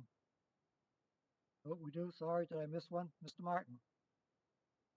Thank you, Mr. Moderator. Scott Martin, Precinct 7. Could we just ask Mr. Sanchez for those people who are new to the town meeting membership, for Mr. Sanchez to explain Chapter 90 and what types of things this money would be used for? Thank you. Mr. Sanchez, are you still with us? Yes, I am, Mr. Moderator. So, Chapter 90 is a location that is given to all the cities and towns in the Commonwealth, and is based on items including mileage of roads that have been accepted by the town, as well as population and other factors. That's how the formula designates how much every community will receive. Those funds can be used for a variety of uses related to transportation, including buying equipment, paving roads, doing sidewalk improvements, doing traffic lights, doing signals, paying for consultants to do any type of designs that the town may need or studies, etc. However, the town of Burlington wisely has exclusively used these funds for the improvement of our roads. And anytime that the town wishes to do any type of project of improvements or traffic signals, etc., we come into you to ask for those funds separately as projects that are defined, and that you get to vote on them individually. So we use these funds exclusively for the repair of the town's roadway system in Burlington. Thank you, Mr. Sanchez. Further questions on this?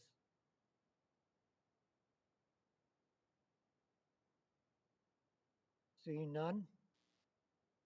Amy, could you send out a poll?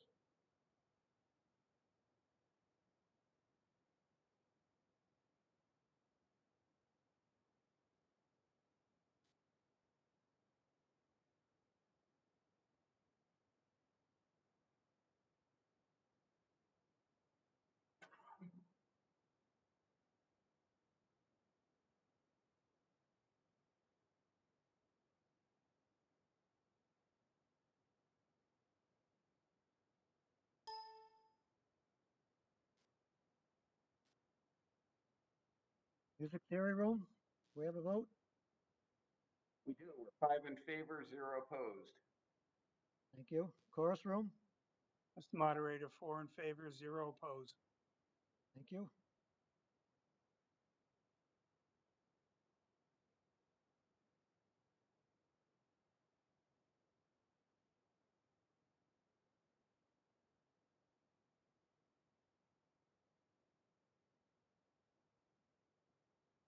Being 80 in favor, none opposed, and 1 abstention,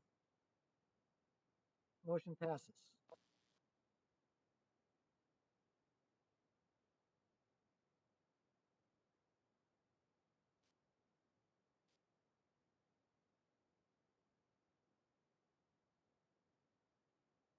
Article 9,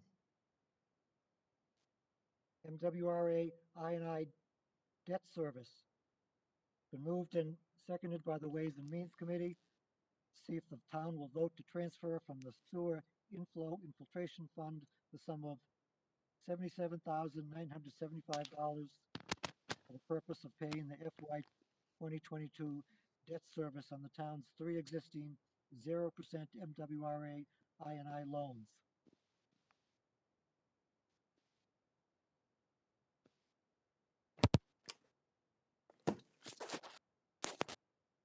Selectmen support 5-0. Ways and Means supported 14-0-0.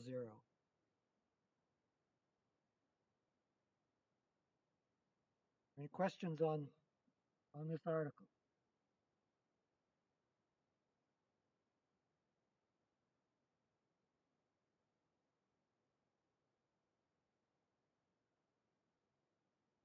Seeing no hands. Need a poll, Amy.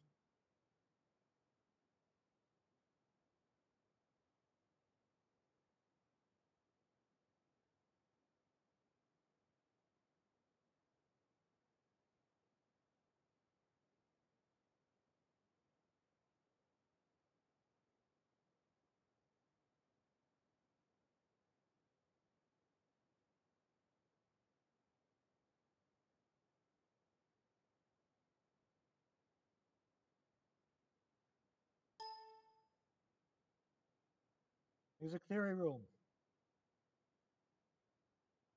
Yes, we are 5 in favor, 0 opposed. Chorus room. Moderator, 4 in favor, 0 opposed. Thank you.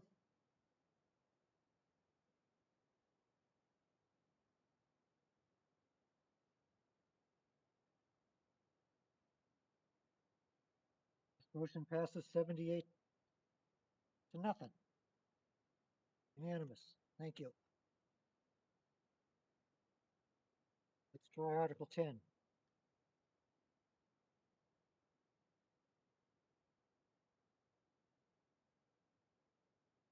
Sewer Enterprise Fund.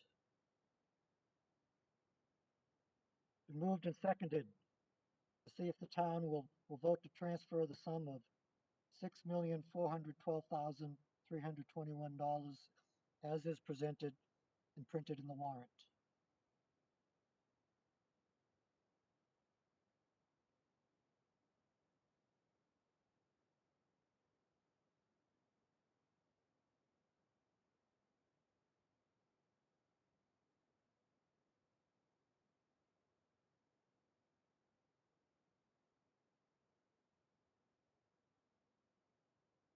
Are there any questions on this article?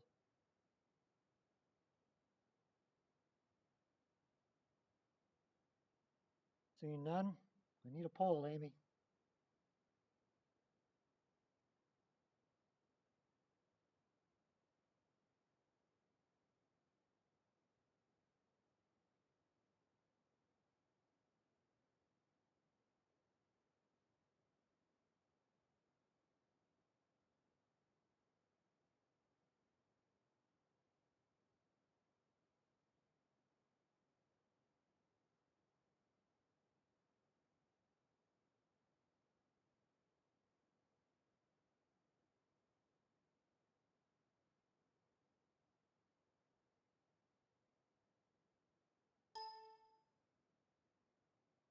Music theory room.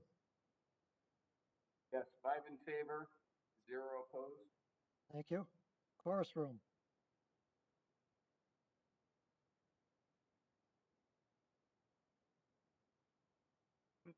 Mr. Moderator, 4 in favor, none opposed. Thank you.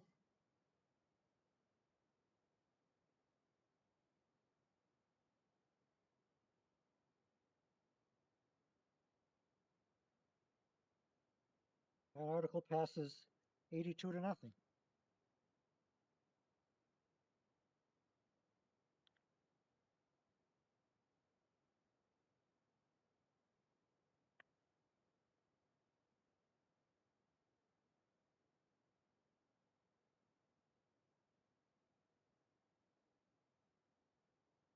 Article 11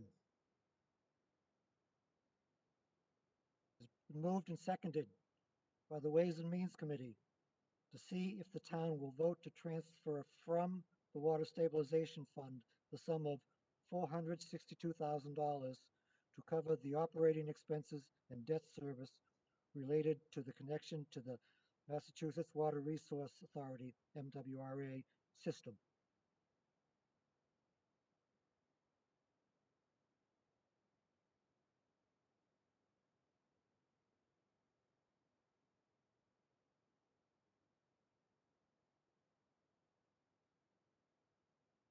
Selectmen supported this 5-0. Ways and Means supported it 14-0-0.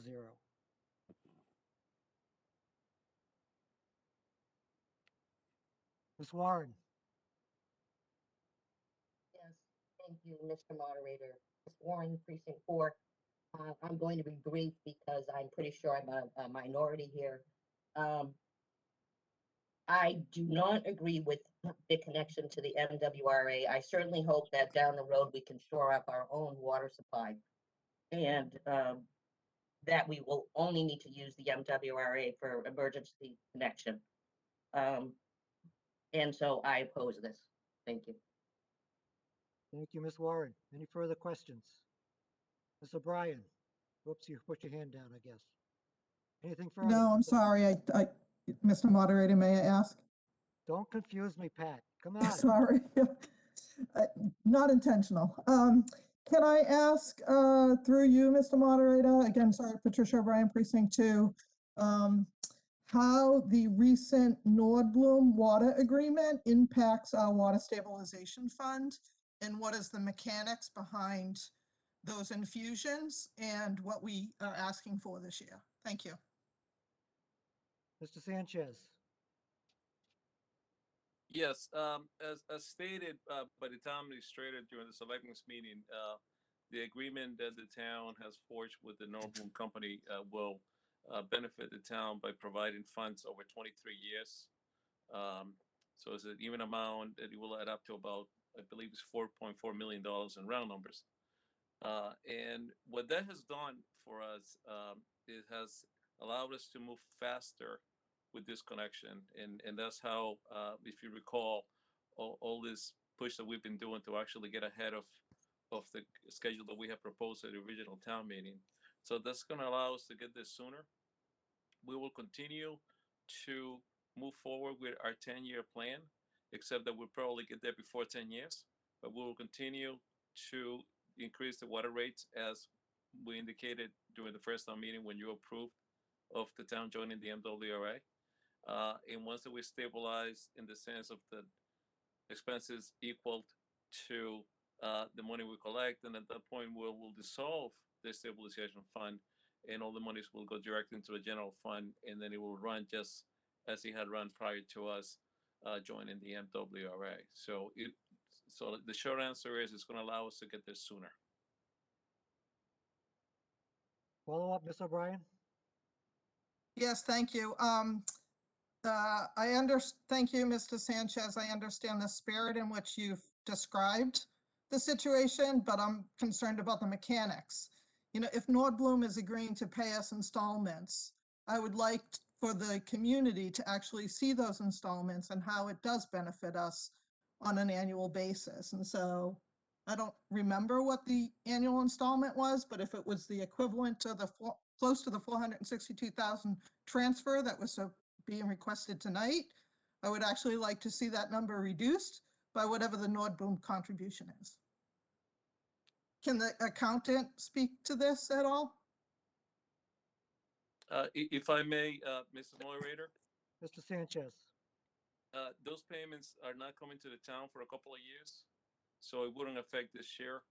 I'll be happy to provide an update on how this was calculated as far as how it will affect the total.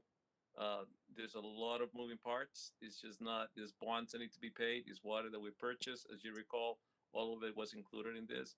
And the amount that the contribution that we're in for Nordblum, it will be factored in, and you'll be able to see how we approach the project. But it wouldn't affect this year because it's not, this money is not coming in right now.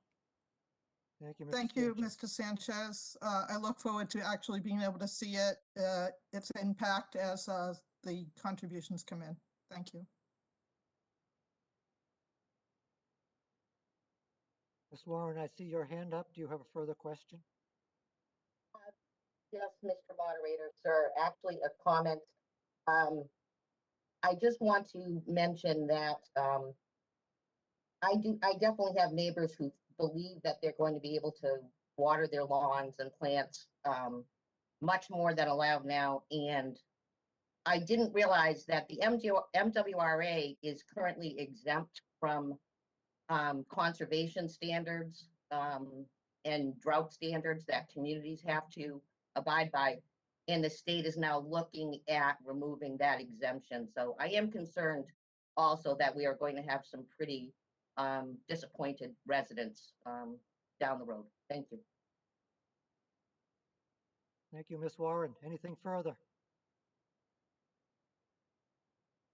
Seeing no other hands raised. Could you send out a poll, please, Amy?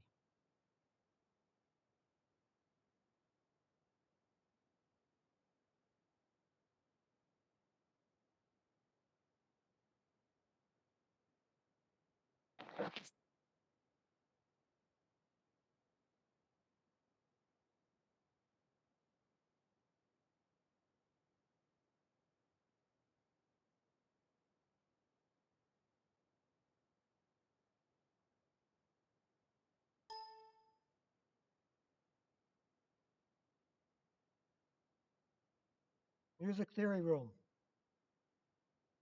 Thank you, Mr. Moderator. We are 5 in favor, 0 opposed. Thank you. Chorus Room. Mr. Moderator, 4 in favor, 0 opposed. Thank you.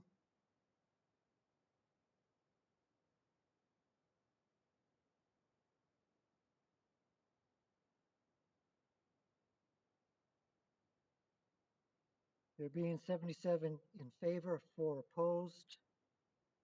This is greater than 2/3 vote, so this motion passes.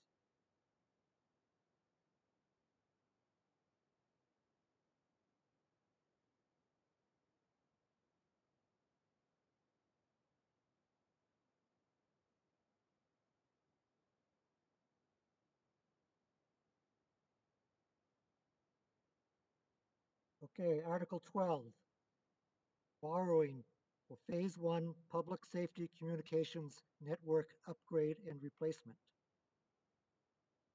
Article 12 is moved and seconded by the Ways and Means Committee as follows. To see if the town will vote to appropriate the sum of $1,240,000 for the purpose of paying costs for designing, constructing, programming, and configuration of Phase 1 of the town's public safety communications network upgrade and replacement, and costs incidental or related thereto. Same to be spent under the direction of the town administrator, that to meet this appropriation, the treasurer, with the approval of the Board of Selectmen, is hereby authorized to borrow $1,240,000 pursuant to General Laws, Chapter 44, Sections 7 or 8, or any other enabling authority, and to issue bonds and notes therefore, and further, that any premium received by the town upon the sale of any bonds or notes approved by this vote, less any premium applied to the payment of the costs of issuance of such bonds or notes, may be applied to the payment of costs approved by this vote in accordance with Chapter 44, Section 20 of the General Laws, thereby reducing the amount authorized to be borrowed to pay such costs by a like amount. Whew. Okay. Selectmen supported this 5-0.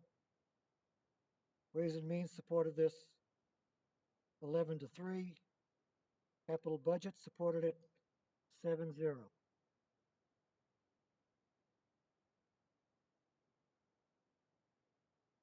We have a short video to show on this.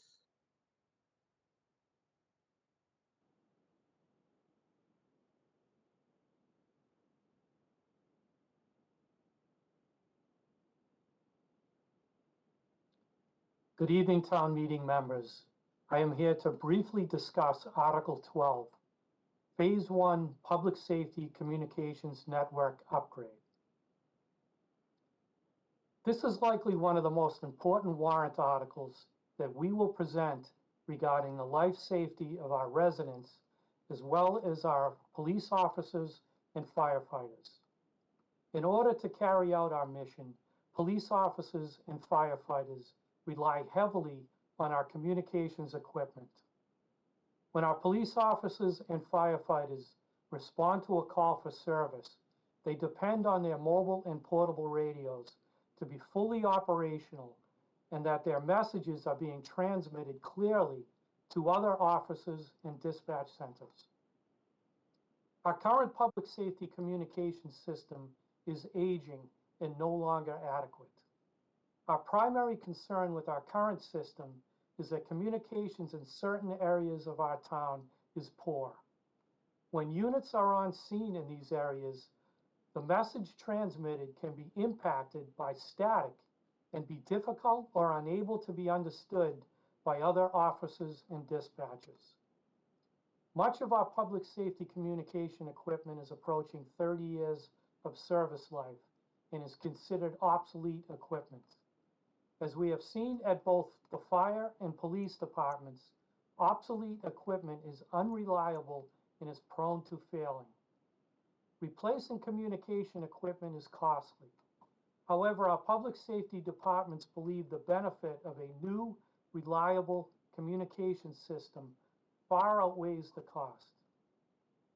Because it is estimated that the cost of replacing our public safety communication system is $2.5 million, we believe the proper approach is to complete this project in 3 phases. You will be asked to approve phase 1 of this project tonight. The total estimated cost of phase 1 is $1,240,000. Phase 1 of this project will replace our current repeater located at Greenleaf Mountain with new technology, as well as adding 2 additional repeater sites. The addition of 2 new repeater sites will provide coverage throughout the entire town and eliminate dead spot areas. Phase 1 of this project will include a complete upgrade of Police Channel 1 and Fire Channel 1.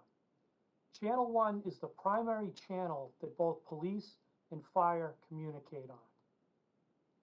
Phase 1 of this project will also completely upgrade communications equipment that is located within both police and fire dispatch centers. Phase 2 includes the replacement of police and fire's mobile and portable radios. The estimated cost of phase 2 is $665,000. Phase 3 of this project will be the complete upgrade of Police Channel 2, including the town-wide channel and Fire Channel 2. Police Channel 2 is their tactical channel. Fire Channel 2 is our fireground channel. Phase 3 will also include the placement of 2 additional receivers that will be placed at locations that have been identified as requiring greater signal strength. The estimated cost of phase 3 is $635,000. We will likely ask for approval of phase 3 next in order to complete all infrastructure work. We appreciate your consideration on this most important matter.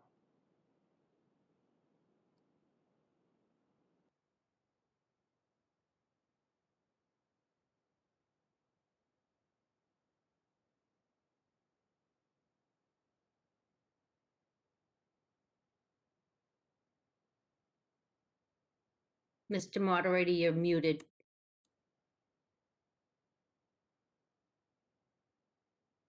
Thank you.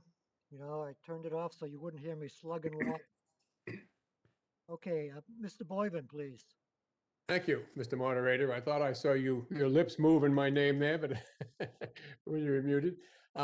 This is Bill Boyven, Precinct 1. I have 3 questions, and I'll read them all, and then I'll wait and answer. First question is, does this new system operate on the same frequencies as the existing system? Second question is, what do these new repeater sites look like? Are they an antenna on a telephone pole, on a building, or on their own towers? And the third question is, these new sites, will they use the same assessment criteria as was done, for example, the 5G small cell antenna? In other words, the full health assessment and siting considerations? Thank you. I await your answers. Chief Patterson.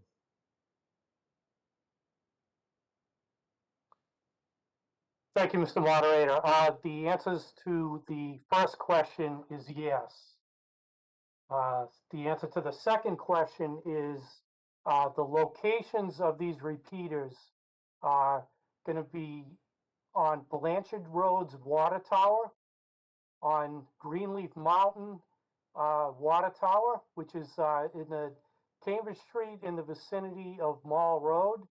And then the third location is going to be located on Crosby Drive in Bedford on their water tower. The third question, I do not have an answer for. Thank you, Mr. Patterson. Any follow-up, Mr. Boyven? No, I would just, I find that interesting that they'll be on the water tower, so they're not like in your face like the 5G one is sitting right there at a central location where it is pedestrian. So I'm assuming the safety considerations are going to be noticeably lower. I appreciate the answers. Thank you. Mr. Kelly? I assume, because this is Jack Keller, Precinct 7, I assume where we're borrowing this is bonding, and I'm wondering why we didn't bond the whole 2.5 million while the rates for bonding are still favorable, why we chose to hold off and create a new bond for phase 2 and phase 3. Mr. Denizio? Thank Sounds you, like a Mr. question Moderator. for you. Thank you, Mr. Moderator. John Denizio, Assistant Town Administrator. I believe the reason for that is we're not exactly sure when phase 2 and 3 are going to happen. They'll likely happen right after this. But in case they were going to stretch out over time, when you borrow the money, you have to spend it over a certain amount of time too. And just thinking about this phase 1, the equipment piece of it, the console type pieces won't be. The payback period won't be a long period of time. It won't be the 30 years or 20 years. It'll likely be 5 or 10 years. So there wasn't the savings wasn't great enough to do that now.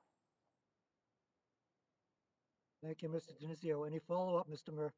Kelly?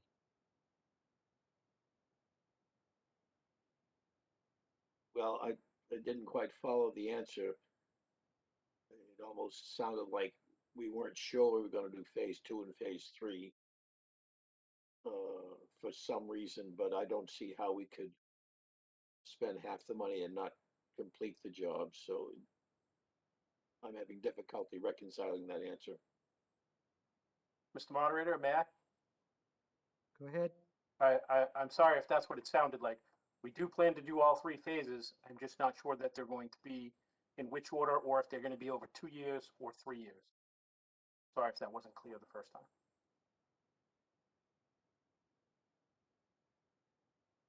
Any further questions on this article? And Mr. Kelly, can you put your hand down?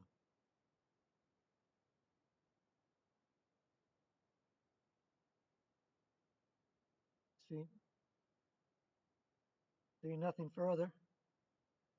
Can we have a poll, please, Amy?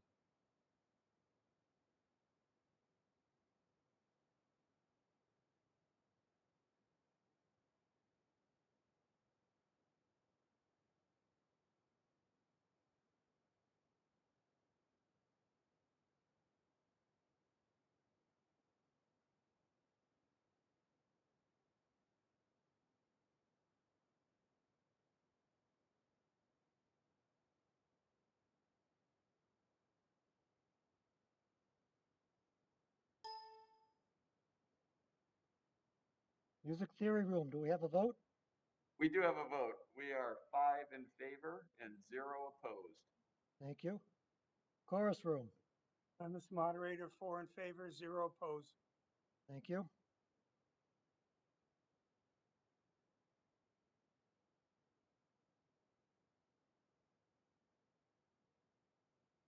There being 73 in favor and 6 opposed. This motion carries by more than 2/3, as it's required for a borrowing article.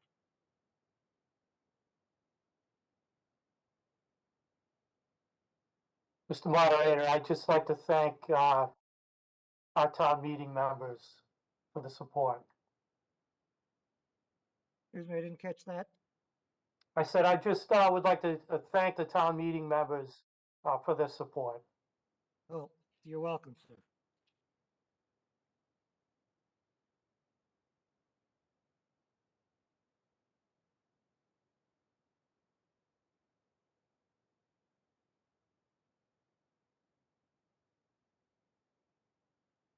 Okay, Article 13, another borrowing article that will require a 2/3 vote.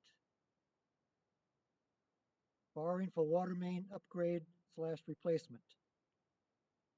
It has been moved and seconded by the Ways and Means Committee to see if the town will vote to appropriate the sum of $1,500,000 for the purpose of paying costs for funding water distribution system upgrades and costs incidental or related thereto, same to be spent under the direction of the town administrator, that to meet this appropriation, the treasurer, with the approval of the Board of Selectmen, is hereby authorized to borrow $1,500,000 pursuant to General Laws, Chapter 44, Sections 7 or 8, or any other enabling authority, and to issue bonds and notes therefore, and further, that any premium received by the town upon the sale of any bonds or notes approved by this vote, less any premium applied to the payment of the costs of issuance of such bonds or notes, may be applied to the payment of costs approved by this vote in accordance with Chapter 44, Section 20 of the General Laws, thereby reducing the amount authorized to be borrowed to pay such costs by a like amount. Okay.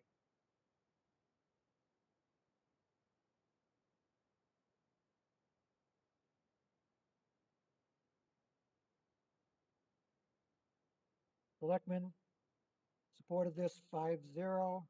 Ways and Means supported this 14-0-0. Capital Budget supported it 7-0. Questions on this? Mr. Boyven?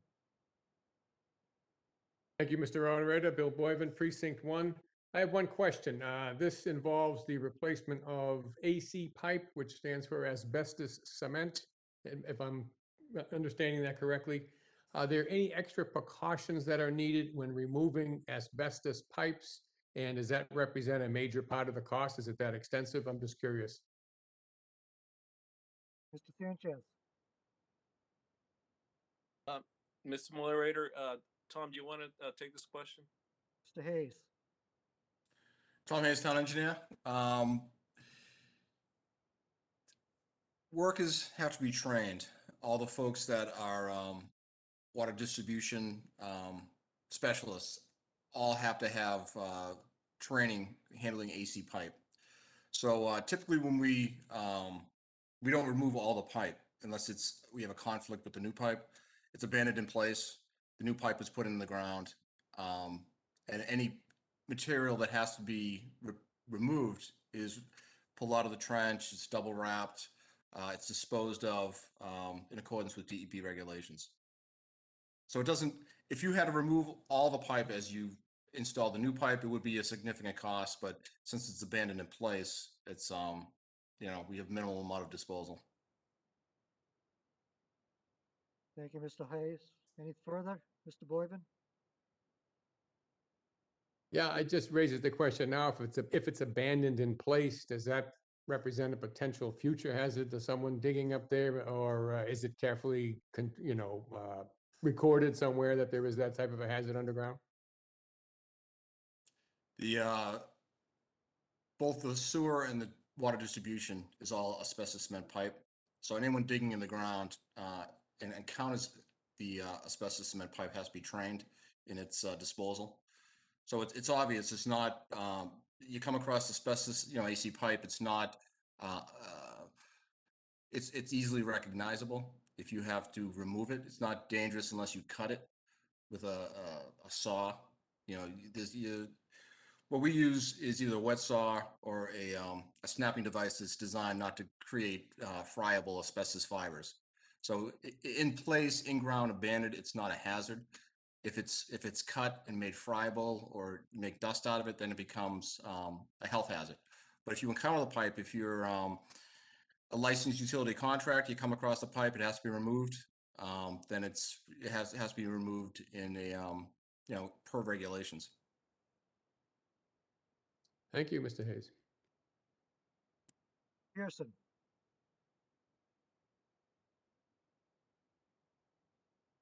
Thank you, Mr. Moderator. Monty Pearson, Precinct 3. Could you tell us just approximately how much pipe, how many feet of pipe $1.5 million buy? How much pipe are we really replacing with this amount of money? It all depends on the size, Mr. Moderator. Depending on the diameter of the pipe, 8-inch pipe is much less expensive than a 16 or a 12-inch pipe. So what we have queued up for this upcoming season, this year, we're replacing about 1,000 feet of 12-inch pipe in front of Leahy Clinic. 12-inch pipe goes for probably $250 to $300 a linear foot. Then we have a couple small projects down in the Windmere. Again, that's 8-inch pipe, and that 8-inch pipe probably goes less than $200 a linear foot.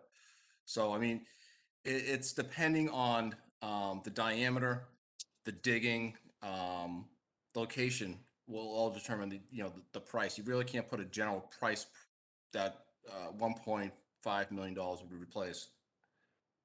It's very job specific. Can I follow up, Mr. Moderator? Go ahead, Mr. Pearson.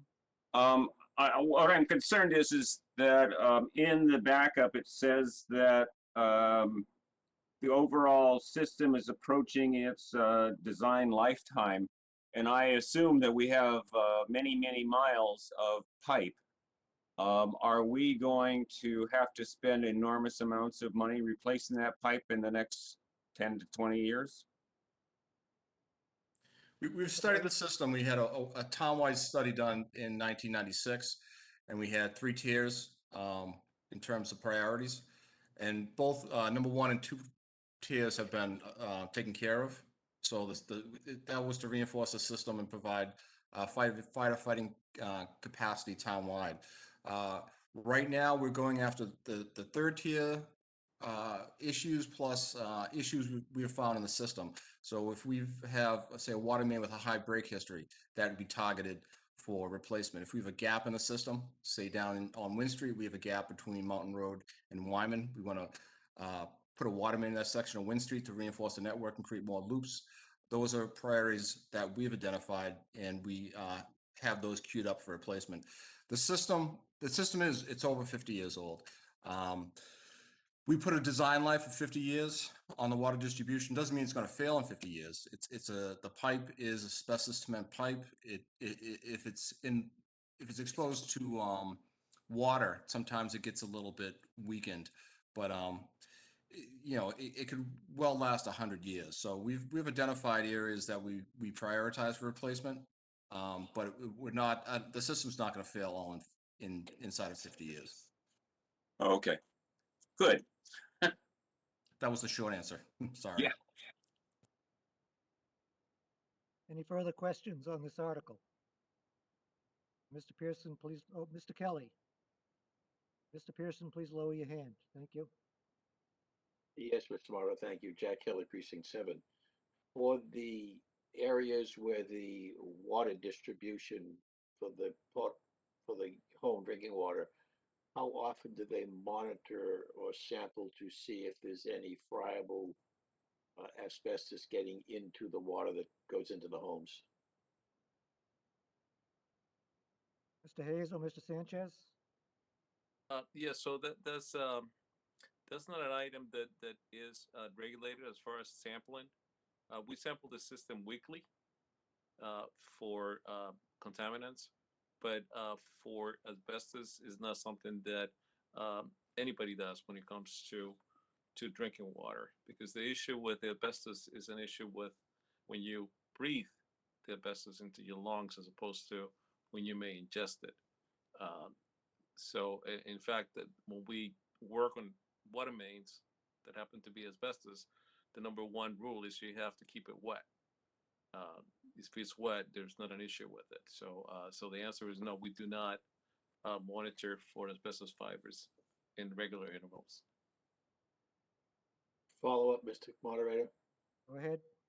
So when that water comes out of the shower head, there's no possible friable asbestos that can be inhaled.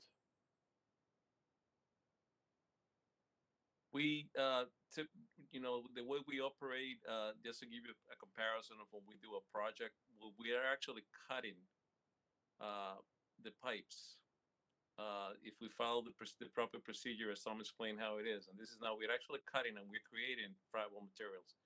And if we do them properly, we're not even required to wear any type of mask. Just to give you an example. That wasn't the question. Yeah, but If the water my coming answer out is of the like, shower head is misting, is it possible for any friable asbestos to be inhaled? I'm not an expert at that, Mr. Kelly. So will there be any random fiber in that particular mist? I can't say that it's not going to be there or it's going to be there.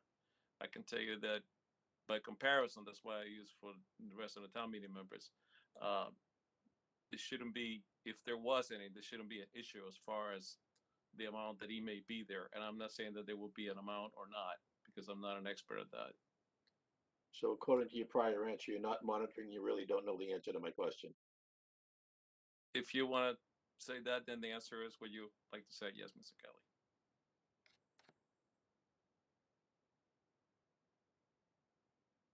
Ms. Manny, question from you. Yes, Rose Manny, Precinct 6. So just to be clear, are you saying that this is the final tier or just for several years until more pipes need to be replaced? Mr. Hayes? Well, we from the 1996 study, we've taken care of all those issues that were determined to be either choke points in the system or capacity problems. But we're always evaluating the system. We've most recently have a townwide water distribution model done, and we will continue to upgrade and replace pipe as need be. If we note that there's an issue with a capacity or a pressure, we'll target that area. We're always, as we have problems with water breaks and leaks with the system, we keep track of all that, and then we will target those water mains for replacement.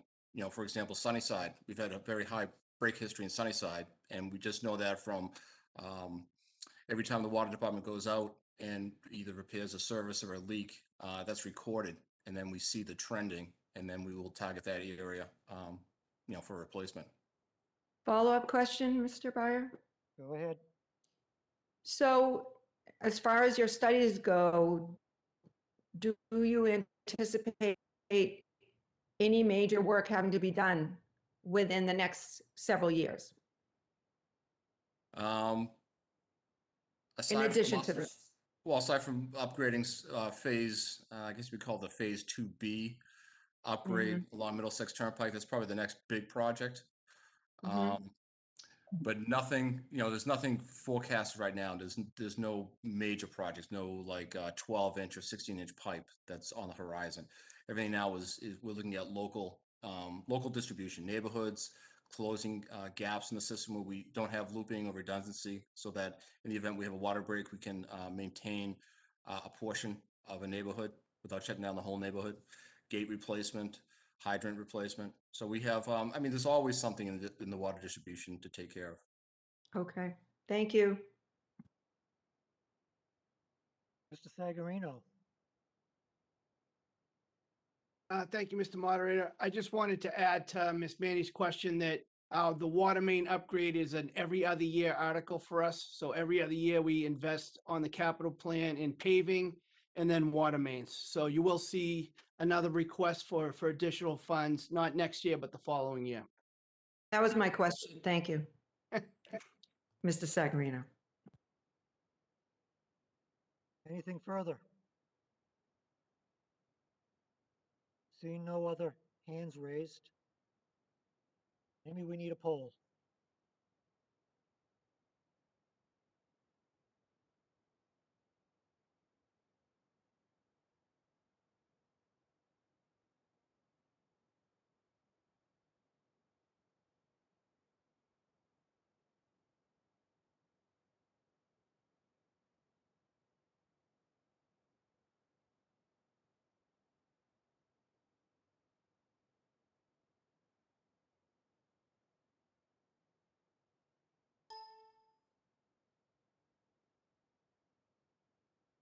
Music room, do I have a vote?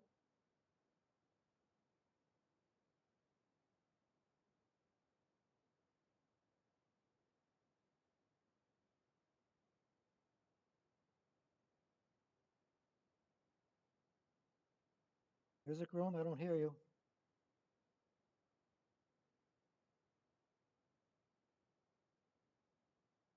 All right, we're 5 in favor, 0 opposed. Thank you. Chorus room, Mr. Moderator, 3 in favor, 0 opposed. thank you. 78.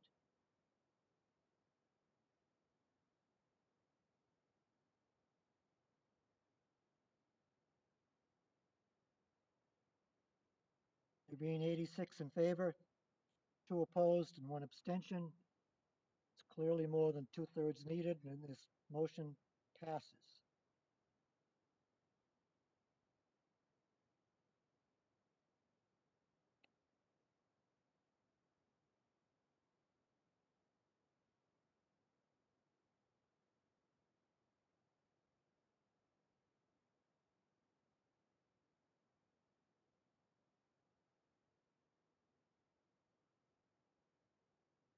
Article 14 is postponed. Takes care of that.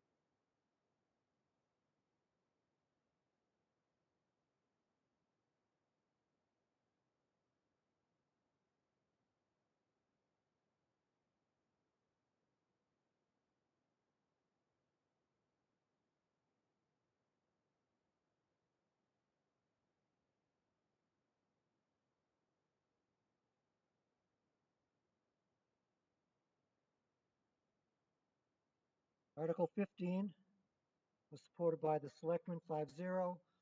Ways and Means supported it 14-0-0. Article 15 is for our PEG Cable Access Enterprise Fund.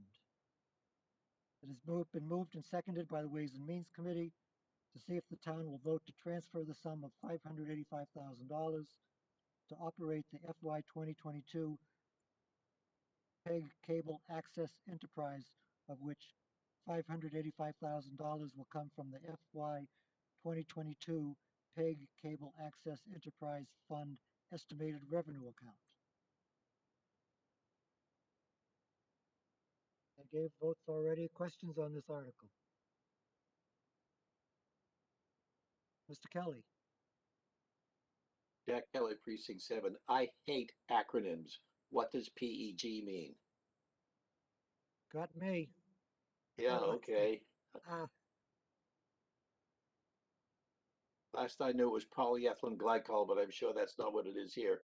You know what it is? it's public education government. Yes. Thank you. The rule is when you use an acronym for the first time, you state what it is. I'll remember that. Thank you, Mr. Kelly, for the Not your correction. fault, it's the publishing fault.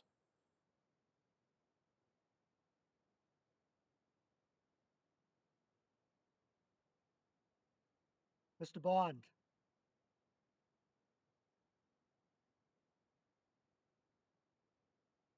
I'm sorry, Mr. Moderator, I raised my hand to answer that question.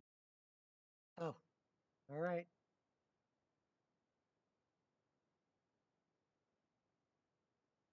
In that case, are there any other questions?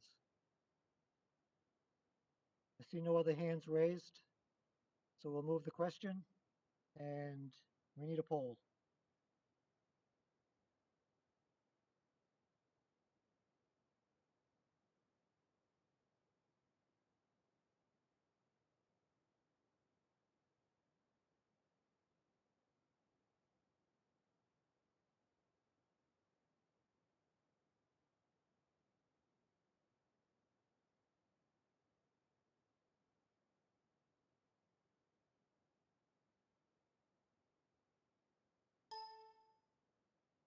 Music Theory Room.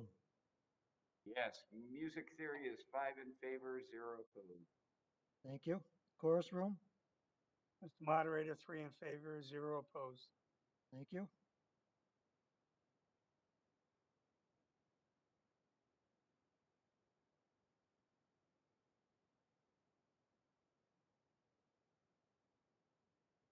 There being 74 in favor, 4 opposed, and 1 abstention. This article passes with more than 2/3.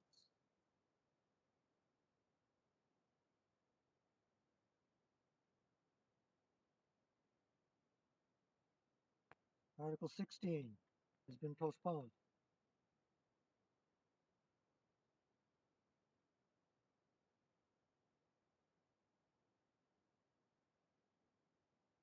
Article 17, Tax Abatement Defense Fund.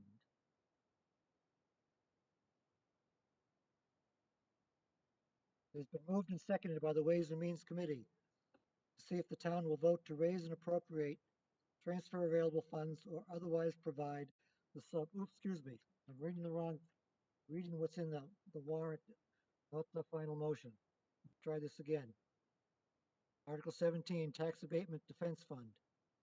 It has been moved and seconded by the Ways and Means Committee to see if the town will vote to transfer from the overlay surplus account the sum of $200,000 to fund legal, appraisal, and consulting services for property tax challenges.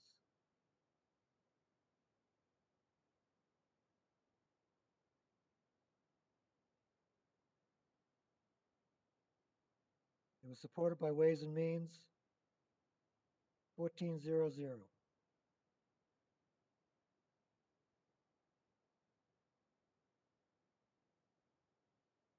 Do I have questions on this article? Ms. O'Brien, and then Mr. Cormier.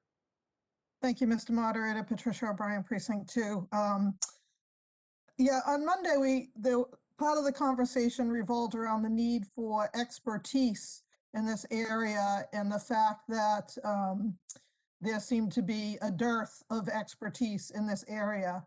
And there was a mention of anticipation that due to the pandemic, there'd be a lot of maybe commercial properties coming for an appeal or an abatement. Can we hear more about that from the assessor's office? Like what is the prediction? What is the evidence of that?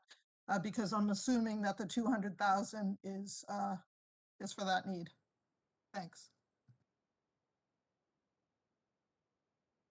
Ms. O'Neill, are you still with us by any chance? Yes, I am here. Do you Bill? think you can hit that question? Let me turn that back on. Would you repeat the question, please? Pat? I'll try. So on Monday, there was a lot of conversation about the need for expertise in this area. And part of the comments related to the fact that there's assumptions about commercial industry coming back for a lot of abatements due to pandemic. And I'm wondering what kind of, evidence you have to what those trends might look like and what kind of fees are related to each action item, and what percentage of Burlington are we looking at to justify the $200,000 for efforts needed outside of our well-staffed assessor's office? Sure. Well, first of all, I will probably defer this question in a couple of minutes to Jim Doherty, the town assessor. But I do know we don't have any historical information based on a pandemic, obviously. So right now we're just basing it on the fact that people have been talking quite a bit about the vacancy rates, that rents have or have not been being paid. Some have been paid, some have not been paid to the degree that they were paid in the past. So this is something that's going to take, we're anticipating that there is definitely going to be an influx of abatement applications. Is Jim Doherty here to discuss that further? Yeah, he is. I am, Kath. Mr. Doherty, please. Thank you, Mr. Moderator. It should be clear that we have pending cases and we have potential future cases, as the town meeting member has referenced. I think the anybody that follows what has transpired over the last year and a few months certainly has witnessed the fact that you may not be able to go to your favorite restaurant. May have noticed that the majority of all your office buildings in town have vacant parking lots during the daytime. These are some of the pretty obvious indications to a layperson that there may be a negative impact to commercial property. The valuation date we're talking about is January 1, 21. So I think there's been plenty of published as well as social media documentation that there is probably some impact on commercial industrial properties, in particular some particular segments more affected than others. And quite frankly, we don't know. We certainly wouldn't predict things in a public forum that may be able to be utilized by people looking to capitalize on the system. So this is, I guess I would equate it. I thought John Sanchez did a very nice analogy earlier, so I'll give a whack at one as well. I guess it's like having the competent town council. We put a budget amount in there for X amount of dollars, and quite frankly, we don't know if there's going to be lawsuits or other needs for different things. This, in reference to the well-staffed professional assessor's office, that each and every individual of that department, amongst other departments, worked very diligently through COVID-19. In fact, came in quite a bit during the height of that. We strive extremely hard to protect the town's interest in financial matters. It's a public record, so you could go back. The town appropriates about $1 million a year in defense. That's for real estate abatements, personal property abatements, and statutory exemptions, which are exemptions received by various taxpayers for veterans, blind persons, elderly people, widows, etc. Before the tax bills go out the door, that amount represents approximately $300,000. It can fluctuate from year to year. Any of the years going back close to 10 years, the Board of Assessors has given out very few abatements above the statutory exemptions, to the point where the majority of those accounts currently have somewhere in the $600,000 plus range. So you can do that math, and you can probably surmise that we try to do our homework as much as possible on the front end. It would be unrealistic to believe that when you send out over 9,000 tax bills a year, there are not going to be some errors, because we're all human, as well as people that share a different view of valuation than we do. The money is not for just valuation services.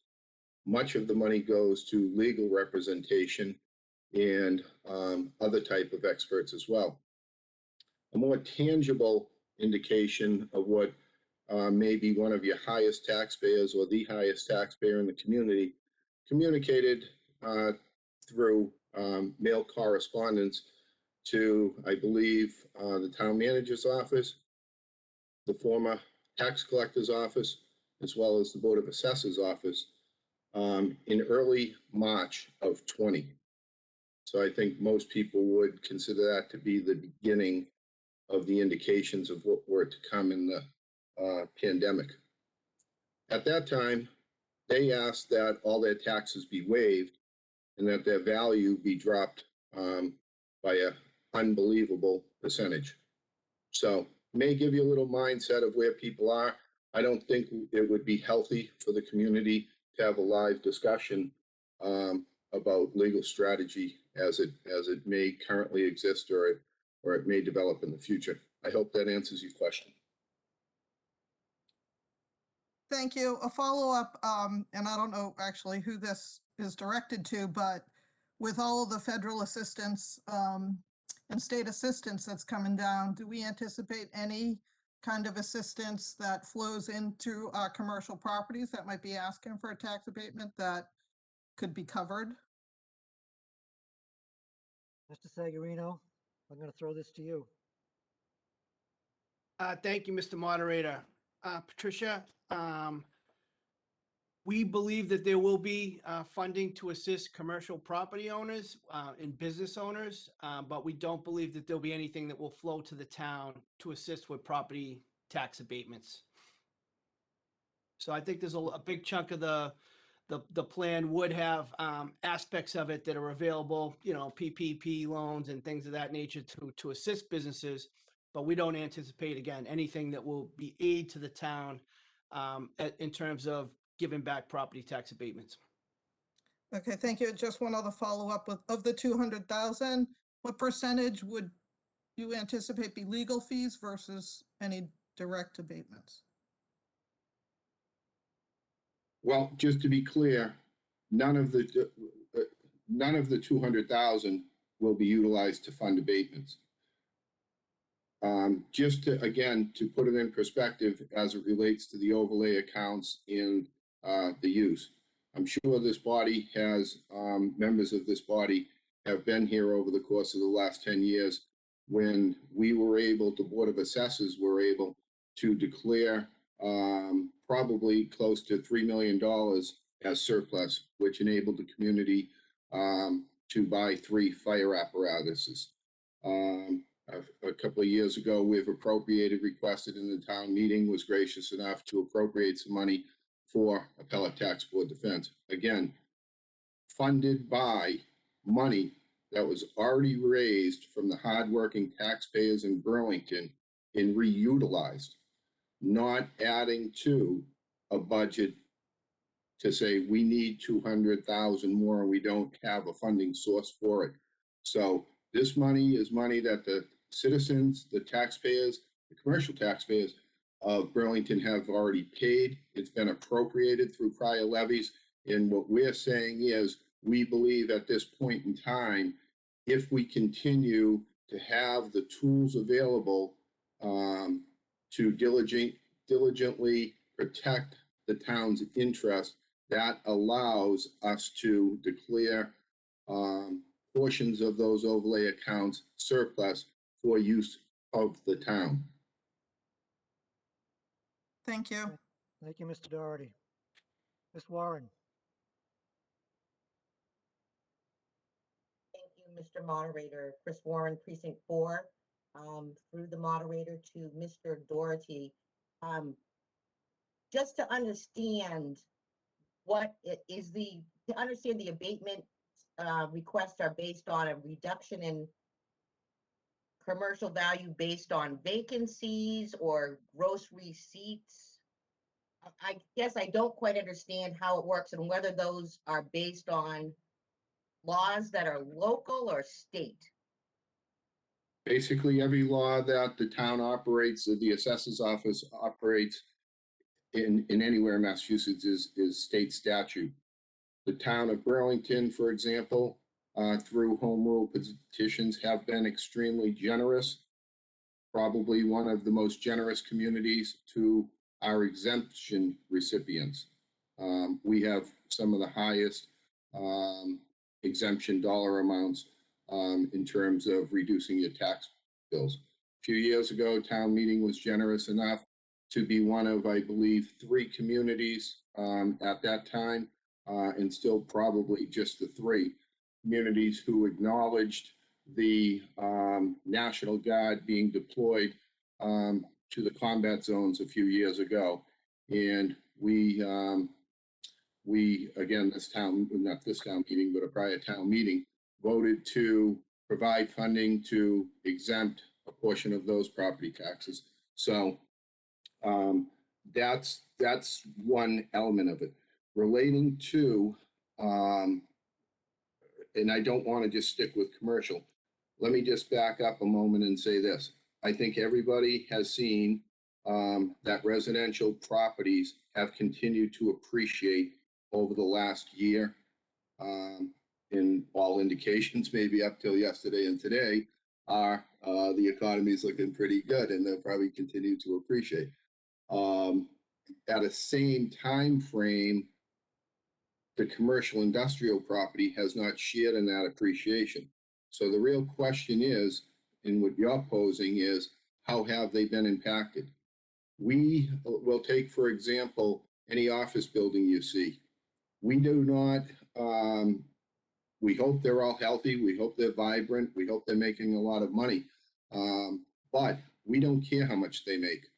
All we're interested in is the amount of money that they pay to a landlord for rent. And we look at that data, we look at it by segment, and we try to gauge, have landlords had to give up some rent to keep tenants in their properties during the pandemic? Have landlords made concessions? Have their asking prices been reduced from January 1st, 2020, pre-COVID, to 1/1/21, still during pandemic? So to answer your question, at the end of the day, it's market value, but it incorporates sales transaction, incorporates vacancy rates, incorporates expenses, it incorporates a whole host of things. And it is not, commercial property, unlike residential, is not contained to the municipal boundaries. Generally speaking, people, when they're looking at valuation for residential property, you stick within the boundaries. You don't go for comps outside of there. Commercial, industrial, it's an entirely different animal. You're looking at a larger region and different competitors. And so we have to look far beyond the borders to see what's impacting that overall market and the impacts that's going to have on commercial property. Listen, I'll be the first definitive word, if you haven't heard it before in various forums throughout the town. I think a presentation Mr. Segarino put together shortly after the pandemic hit. There is no doubt that the commercial industrial class as a valuation class will not see a reduction for fiscal year 22. Simultaneously, I will predict that at a minimum, the residential value will stay the same. With all likelihood, it's going to increase. So you can see the contrasting forces there. And for anyone that wants to carry it further, and I apologize, Mr. Moderator, if I'm getting off point, but if you want to carry that theory further, the only way you keep the equilibrium, which a lot of you know in this community has been, the commercial industrial class represents 38–40% of the value historically, and they pick up 60% of the levy.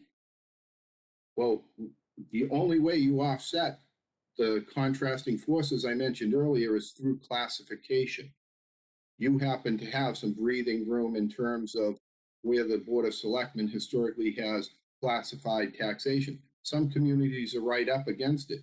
If you have nowhere to go to offset those contrasting forces, you know, we can all predict what's going to happen.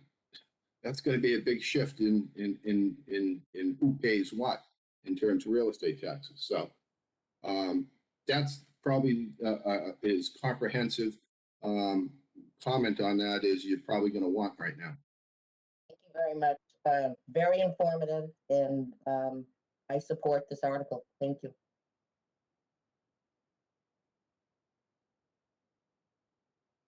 Mr. Cormier. Thank you, Mr. Moderator. John Cormier, Precinct 6.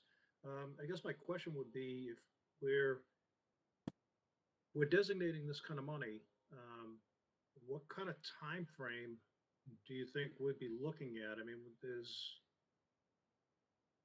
got to be some, I don't want to say crystal ball, but at some point in time, when are we going to realize any type of shift or change?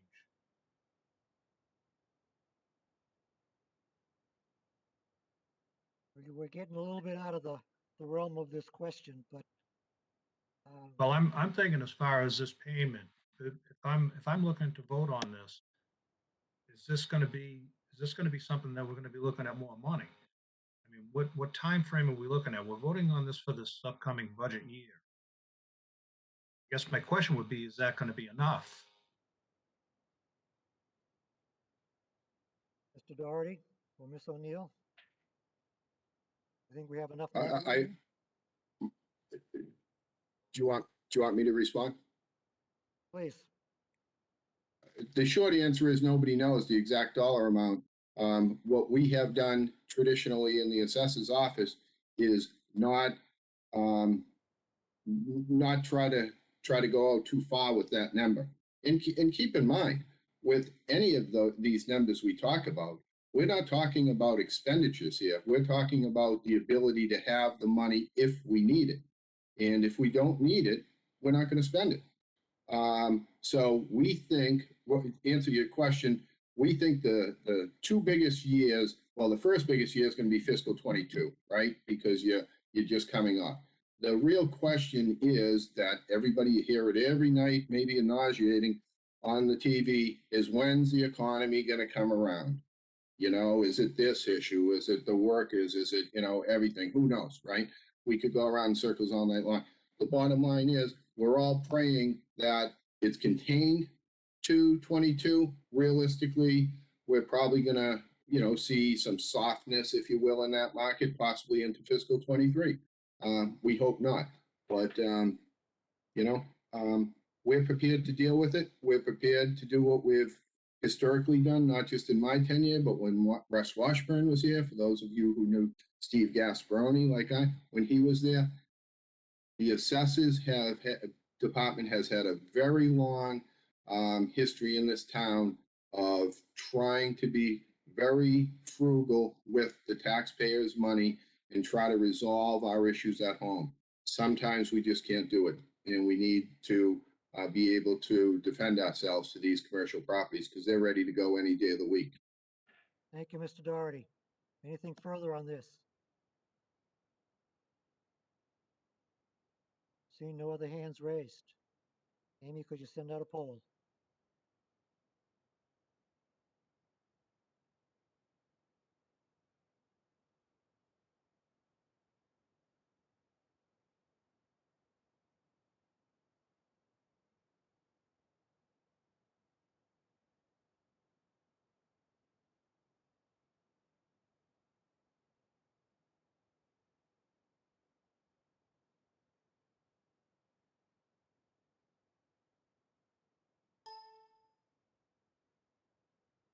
Chorus room.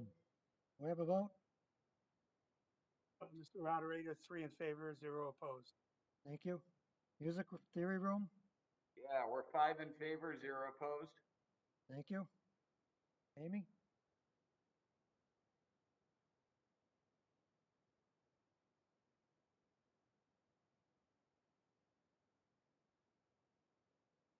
There being 41 in favor and 4 opposed, the motion passes.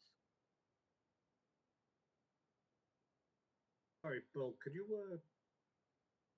say those numbers again? Do we have a quorum for that? Hold on. One of us is stumbling over here. Okay, there's 74 in favor, 4 opposed. The motion passes. Thank you. Motion to adjourn. Mr. Moderator? Kathy O'Neill from the Board of Assessors. I wasn't able to attend Monday night's meeting, and I understand that there were some questions that were brought up and some topics discussed that if it's agreeable to everybody, I would like to address them now. It'll only take a couple of minutes. Yes, Ms. O'Neill, and I apologize. I was going to recognize you early in the meeting, and I missed it. Not a problem. Go ahead, if you could just give us It a will be brief viewpoint on the perspective of the Board of Assessors. Absolutely. First of all, I want to thank all town meeting members for your hard work, which includes reviewing the budgets and asking questions when necessary. Having said that, I want to address some of the questions that were brought up at Monday night's meeting. Let me start by saying that Jim Doherty has been an asset to the town of Burlington over the past 11 years. His experience and knowledge of procedures and the system itself is invaluable. Because of Jim's guidance, every year Burlington completes the certification process flawlessly and is typically one of the first municipalities to do so. Every year, rate-setting options are successfully presented to the Board of Selectmen with Jim at the lead. I don't know if any of you have had the opportunity to speak with the town administration or the Board of Selectmen, Ways and Mean Committee, or any other leadership team. But if you do, I am sure they will express to you what an important and integral part Jim is to the town as well to the finance team. Quite honestly, when the Board of Assessors started negotiations with Mr. Doherty to stay on as a consultant after retiring and ultimately came to an agreement, we were very happy. Town administration and the Board of Assessors were aware of this arrangement and approved it. Town council also reviewed and approved. The town of Burlington is lucky to have Jim, and at the same time, the town is saving more than $40,000 per year. With all of the expertise and experience Jim Doherty has, I consider this, as does the Board of Assessors, a win-win. We knew based on Jim's experience and success as town assessor over the past 11 years that he was the best person for the job. Jim's experience and knowledge of the process, the appellate tax board, and much more are some of the reasons that the town does not pay huge abatements like some other towns around us sometimes do. The assessor's office and procedures associated with the office have run smoothly over the past 11 years and continue to do so. Jim's consultant status has had no negative impact on the excellent service provided to the residents of Burlington. Jim is available to the Board of Assessors and town administration 7 days a week. I have personally had conversations with Jim while he has been on vacation, during the evening, and on the weekends. This coming year could be particularly challenging due to the impact of COVID-19 on the soaring residential real estate market, as well as impacts on commercial properties, which Burlington has a great many of. There are not a lot of candidates available who are as qualified as Jim is to do this job. We see no reason for not continuing with Mr. Doherty in this capacity. In fact, it would be a detriment to the town if we did not have Jim to navigate us, especially during the current COVID-19 emergency. In closing, thank you to those of you who supported the budget for the Assessors Department, and thanks to each and every member of this body for their time and for the opportunity to talk to you tonight. Thank you. Thank you, Ms. O'Neill. I appreciate your patience with me. Not at all. I appreciate your time. I seem to have heard a motion to adjourn. It's only 10:30. Usually go a little longer, but it's your call. It's not debatable. Amy, could you put a poll out, please? The second in the music theory room.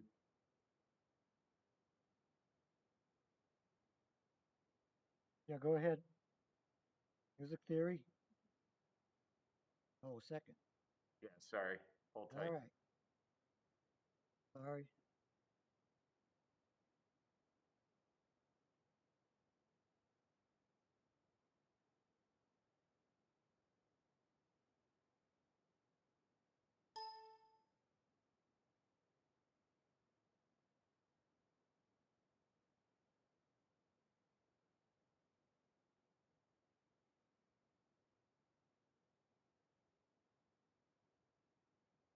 Okay, music theory room.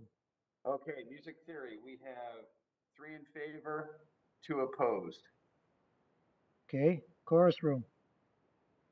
Mr. Moderator, 0 in favor, 3 opposed.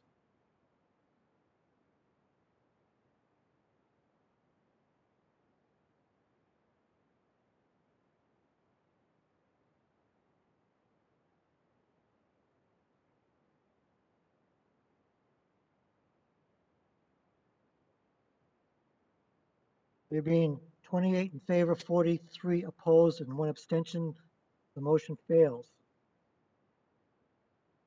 So if we could move on to Article 18, please.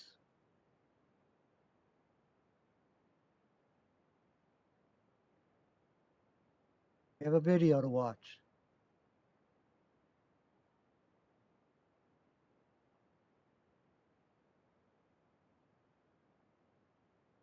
Article 18 is the selectmen for small cell peer review.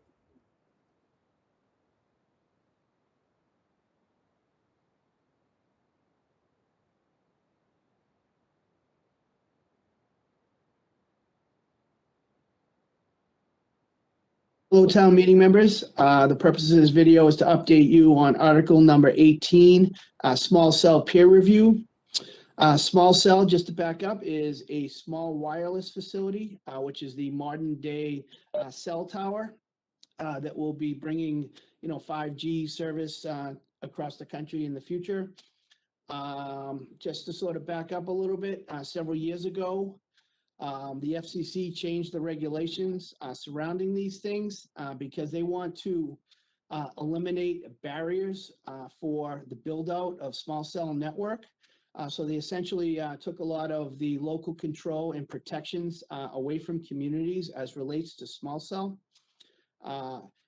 As you might imagine, town of Burlington was way ahead of this issue several years ago. We had a small cell committee that did some great work.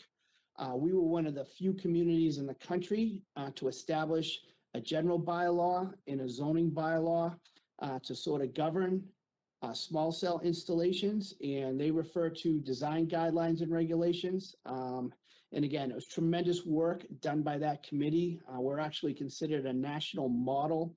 We literally get calls from all over the country about how the committee did this, and we owe them a great debt of gratitude. So that was several years ago. And at that time, the town provided us with a $35,000 pool of money for expert advice as we pursued these installations.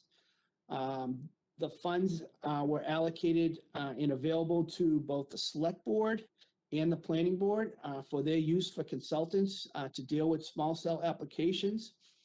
Just to sort of clarify, the select board will deal with small cell installations that are requested within the right of way, along the roadway, on telephone poles, etc. The planning board would deal with any small cell installations on private property. A key component of that is an expert called an RF engineer. And I'm happy to say that on the select board side of things, we just went through our first small cell hearing just over the past month on Mall Road. We were able to engage the services of a telecommunications attorney who's an expert in this subject matter. And we had on our side an RF engineer to sort of verify the need for the installation and the amount of radiation that would be emitted from it, and to ensure that it was safe. And those having the ability to access those two experts was amazing for us. We all learned a lot. I think we'll all be able to do it a little bit easier on our own the next time. But having those experts available to vet the application from the telecom company was very, very reassuring to us. So it was a long hearing, and we're very grateful to have experts on our side.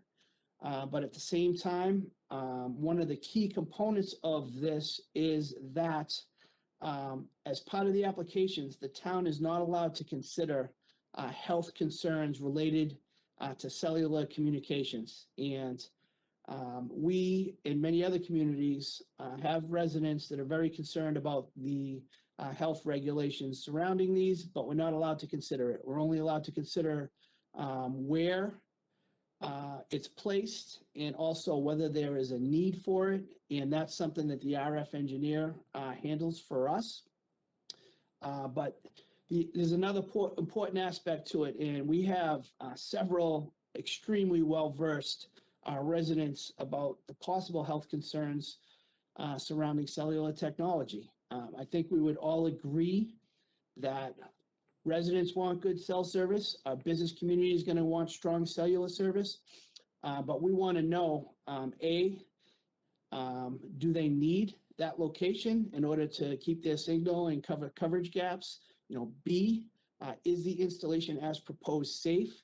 And then C, our design guidelines and regulations allow us a little bit more to push back on what these things look like. And we want to make sure on a full build out of a network, we may need small cell approximately 150 to 200 yards. So when it's fully built out, we may have a lot of these things. We've only dealt with one in the right of way so far. But there, we do anticipate that the applications will continue to come in and there may be multiple at a time.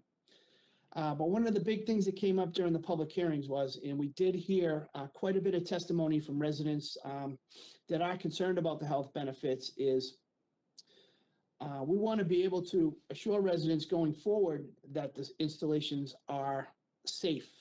So we are requesting $100,000 to continue the great work that we're doing with small cell. Again, that will be available to the select board and to the planning board to pay for any necessary experts. The RF engineer is a key component of it. I think we all have a better understanding of sort of how the legal aspects of it work. And again, because of the great work of the small cell committee, we have design guidelines and regulations that we can push back to make sure that it looks and sort of fits into the environment. The installation we just approved is going to be in a singular black pole on the median strip, sort of designed to replicate and sort of look like one of our existing streetlights. So hopefully over time, these will blend into the natural environment. And if you've ever seen an ugly small cell installation, you'll know what I'm talking about. It looks like a telephone pole with a bunch of computer equipment strapped onto the side of it. So we want to continue on the work of this the great work that this committee did. And we also want to be able to say, since we are unable to take health concerns into consideration in approving these sites, we want to be able to develop a program where we can go back and check on installations to make sure that they're still radiating the amounts of cellular radiation that they were intended to. And we have some great advice from the RF engineer as to when that would be appropriate. And one of the things I recall him saying is, if there's going to be a change of equipment or a change of the strength, then we want to be able to have the ability to test those to make sure, A, they're functioning as needed. B, some of these companies have a history of sort of leaving unused equipment there, even if it's not necessary to their network again. So we want to be able to provide good cell service, do it as safely as possible, and again, make sure that they look well as they're instituted across town eventually. And that's the purpose of this warrant article. If there's any further questions, please do reach out and we'll try to get you the best answers we can possible. Appreciate your support. Thank you.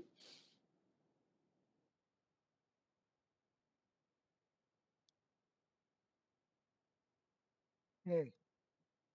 Article 18.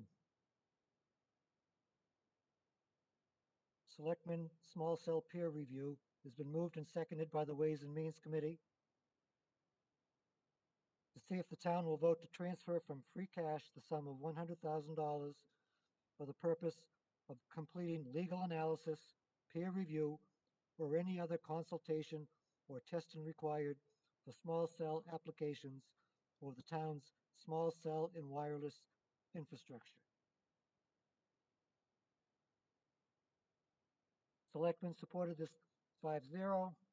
Ways and Means supported it 14-0-0. Are there any questions on this?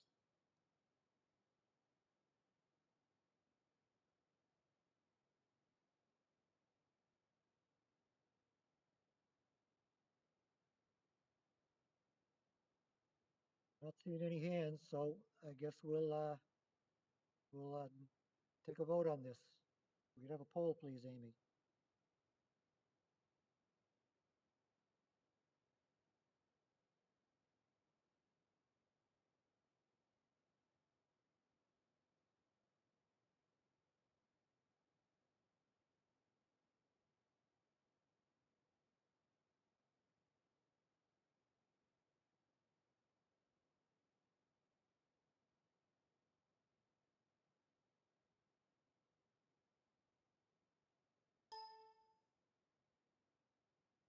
Okay, music room. Yes, music room is 5 in favor, 0 opposed. Thank you. Chorus room. Mr. Moderator, 3 in favor, 0 opposed. Thank you.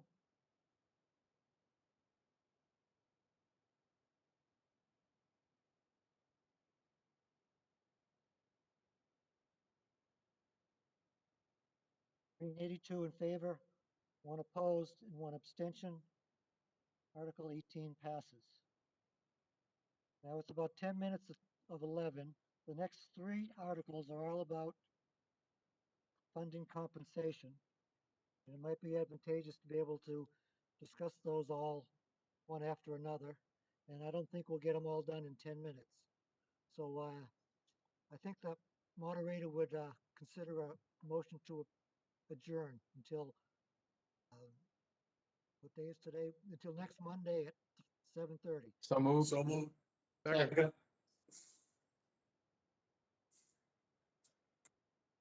Second, Okay. Amy, did you send out a poll? Please don't give him 5 minutes.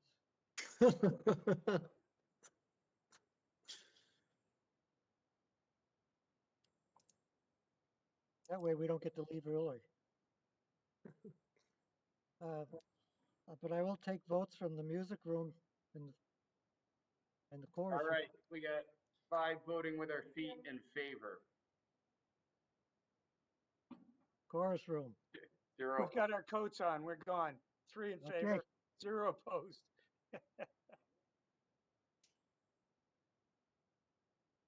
And from the audience, it'll be unanimous. Thank you for your help. 73 don't want to quit? Is that what you told me, Amy? I'll be blessed. I guess we'll stay. Oh, okay. Final vote. 76 in favor, 6 actually are opposed. God bless you. But we'll still go home. Thank you very much.